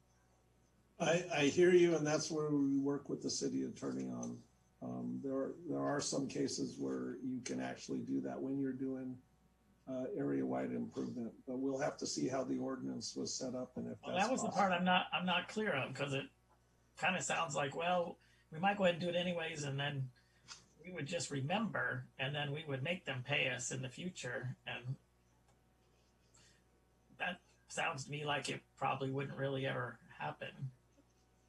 And Mayor, I think what we use in this instance is what's called a reimbursement agreement that's recorded against the property. But that does really require the property owner to want to share in the cost. It works best where it's a larger development. Lots are going to be coming online, and there'll be like a release price for each lot. I don't know enough about this particular development to know if that vehicle works. City can also pay for them and not get reimbursed, which isn't optimal, of course. And if I can add there that these cases work when you're doing an improvement to the property. And so, yes, the property owner has to sign on to this. But then again, if they're strategically, they understand these things, he can see the value in the undergrounding and marketing his property. It could be significant, because right now, that property owner, whether it's this developer that he'd be selling the property to or not, has the challenge of these power poles in front of his property. So he may see this as a low-cost alternative to make the property a lot more marketable for it is. So it may not be that difficult. So, but what I would say is, I agree that it makes sense for us to find out what it's going to cost, and get that estimate and even the plans done, because we know eventually we're going to want to do it. But I also agree that if the developer doesn't go forward at this time, it kind of loses its luster as to doing it at this time. Although it would be nice to know what it was going to cost, and maybe that would help get another developer, interested. But if we do decide to go forward with it on our own, I think, we would need to know how we can try to recover some of this from an eventual developer. So when you do come back with this, maybe by then you have a chance to meet with the city attorney or his staff and with your staff and kind of figure out at least tentatively what we think would work as far as tying up that property, and then give us an honest evaluation about how firm that would be, or if there might be some way they wiggle out of it in the future. So, but I heard the majority of the council, and I joined them, indicating that it does seem like it's a good idea to explore it, and we understand that it's going to cost some money up front out of that fund to get plans developed. But it sounds like they'll be very useful if we decide to move forward. The developer decides to move forward right now, they'll be pretty useful though, even for planning for the future. So I join them in that opinion. Mayor Pro Tem, did you have additional? Yes, I did. I have one question, Mr. Mayor. Now, John, can we get an estimate in a two-part way in which we can get the cost of how much it would cost for if we do the entire 7 poles, and also how much will it cost for the property developer to move those posts? And maybe we can credit them in case something happens if we decide to do it, credit them, or actually lien their property for future development for the same amount, whatever the cost is, to move those posts, those 3 poles. And the answer to that is yes. And I always expected to bring this back in increments because Edison doesn't even really budge unless you give them money. So every step of this way, our goal is to find out what it costs. So I would be going through those steps, come to council for that authorization out of the MUP fund, and then maybe have to come back 2 times just to get the one that get money to Edison so they can develop what it's going to cost to design the plans, and then 2 come back to when they give us the cost to design the plan to authorize that cost. So the council will be full in control of the steps. So the $5,000 to get this going, will that come out of the MUD fund? No. Yeah, that $5,000 was just what he said off the cuff. They may not even, if I come back and say we really want to look at this, what is the estimate for the design? I may be able to bypass that, but they threw that out. It is a complicated project because there's the lines on there need to be dropped, and there's a lot of underburden as well. But will that money come, whatever fee it is? Yes, all the money expended for this effort would be coming out of the MUP. Yes. Thank you. That ends all my questions. Thank you, Mr. Mayor.